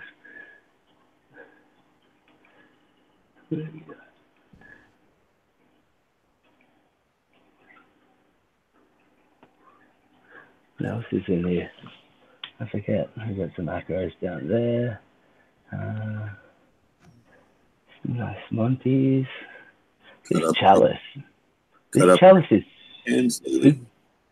Sorry, mate. What did you say? Did you cut up any huge acans lately? No. This has been my quarantine tank for probably about... it's coming up to 3 months. I keep on getting new pieces. And these pieces came back from me from Sydney about 3 weeks ago. So I still got to run this for probably about another month. I like to frag things up just before I transfer them over. It's my lazy way. So I'll get it all done frantically the night before I have to transfer it and be up till 4 a.m. doing it. But You get that. You see my snails. I should probably clean my glass there. Yeah, the snails don't do a good job. Hey, clean glass does not mean that your tank's doing well. Anyone can clean their glass. Right. Oh no, that's what I say. I've always got like 0 nitrates, 0 phosphates, but if my tank glass is growing, then I got something in there. It's definitely available for the coral. Exactly. No, I've got to go to a coral wholesale place soon and get a bunch more. So I'll probably do that in about 4 or 5 weeks. But that should be interesting because they're selling some really nice stuff down in Sydney, and it's all pretty damn cheap. Yeah. So I got a bunch of stuff coming, but I think I'm gonna have to I don't know what to do with that frag tank. The guy I built it for, I did it for he asked me, he said, will you build it for $220? Which is like what, $110 American? Really? And that's 10 mil acrylic. So even the acrylic to replace cost me more than that. So I said, I'll do it for like $250 or something like that. And he never really agreed to it. So he used my tank all weekend making money. And I was a little bit upset because he didn't pay me for the tank. And I also took from here 10.5 hour drive down to Sydney. I took all his stuff, like all his banners, all his stuff to set up his display. So I also did that. He gave me $50 for fuel for doing that. So yeah, I've decided he's not getting the tank. So I've got to figure out what to do with it. I'm going to probably just sell it off to someone else who actually appreciates it. Yeah, somebody will definitely buy it. It's beautiful. I mean, like you said, the back compartment is kind of large, but I only siliconed that in on purpose so I can cut that straight down and change the dimensions of that. So that's really simple. I did that on purpose. Oh no, that's good then. Yeah. That's the downside I see to it. Exactly. Yeah, I'm thinking about keeping it myself, drilling it and putting a sump on it, like a proper sump. Right. But the more you as an all sorry, you go. You could make it as an all-in-one and almost have a refugium in that big area, you know. That's a good idea, actually. That's not a bad idea. The thing is, it'd be good to have a tank that size that's easy to take to a show or something. Just take to a frag slot, and you can actually, because I'm so anal about everything that I put in my tanks and I quarantine everything. That's what stops me from taking pieces to frag slots, because they normally just put them in tanks together or whatever. So it could solve that issue, I guess. But you could upgrade that cube tank you have with that even. Yeah, well, I've still got to build the cube. I've got to finish that. That's my missus tank. So that'll be just a stash tank I can put in whatever I want. And she's been hounding me about that. So all I've got to do with that one is, there's half of it. Half of it's already glued together. I've just got to polish the other two sides and glue the base and the top on. Gotcha. It shouldn't take too long. It's just I haven't had that much spare time. That's all. Oh, as you can see, buddy, look at the dust. Check the dust out. That's like 5 years of dust right there. Look at this. Can you read my windscreen? Yeah. So life gets in the way. But anyway, I better head off, go give the missus some attention and whatnot. But good catching up with you. Yeah, nobody's coming in. I do like the white rims. Oh yeah. Thanks, man. Yeah, I like the white rims too. I was just gonna say I'm gonna jump off too. I don't want to leave you by yourself, Dave, but I'm gonna have to go to bed too. I think I'm ready for bed. I got up at 5:30 this morning. Yeah, I figured as much. Yeah. Is that plastic rims, or are they really white? No, they're white. These are Workmeisters. I ordered these brand new from Japan, and they were pretty penny. Not too much, but I'm not a rich man, so like these are 10-inch all round by 18, so they're nice and wide too. So when I ordered them, I was stoked. Admittedly, that was like 7 years ago, and it's never been driven. But anyway, cops are too anal around these ways. They just try and take your pride and joy. They can't figure out what's the difference between a hoon and a enthusiast. So right. What do you do? But anyway, we won't go down that track. I will catch up with you guys next time. Thanks for having us, Dave. Thanks for listening to us dribble, and I will catch you on the flip side. Okay. Say hey to Miss Rookie. Yeah, I will. Stay hydrated. Right now, my mouth is so dry. I've got to go have a drink myself. I was doing that today. On top of cold medicine, working on ladders. construction area, and it was just I'm thirsty. If it rains, I will stand outside with my mouth open. That's easier than climbing down the ladder. Yeah. All right, guys, take it easy. I'll catch you this weekend sometime. I'll probably try and do a live stream. So hopefully, Dave, you seem to be up a little bit later than some of the rest of America. So hopefully, I see you there, man. Oh yeah, I might stop in, especially if it's at night. Saturday we're planning on going down to a store, but that'll be daytime. Oh, nice. I'll have to keep an eye out. Even No dramas. Take care, guys. I'll see you next time. All right, thanks, Rookie. Peace. Thanks, John, for coming in. And I don't know if Lisa's still listening, but I appreciate everything you did tonight. I seen it. I didn't want to point it all out while it was going on, but thank you. And everybody who stopped in. Thanks. Yeah, thanks for hosting, buddy. I hope we had a good stream. I tried to stay on topic, but you know how it goes. Yeah, I mean, if you're going to stream for 20 minutes.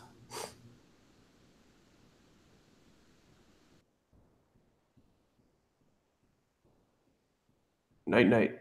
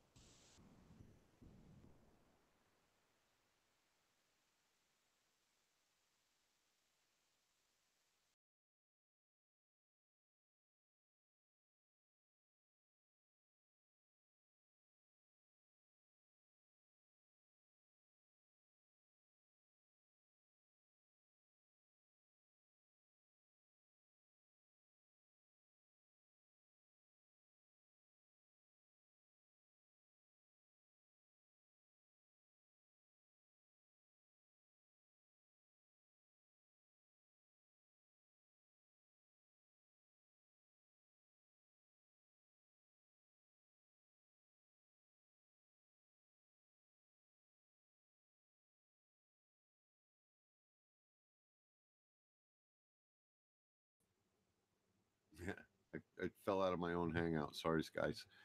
But thanks for stopping by, everybody, and I appreciate it. So we'll talk to you soon. Do this again real soon. I think Reef and Widow is going to do his stream tomorrow night, so check him out. Look for him. I don't know. I guess around 9 p.m. Eastern time. And yeah, take care, everybody. Good night.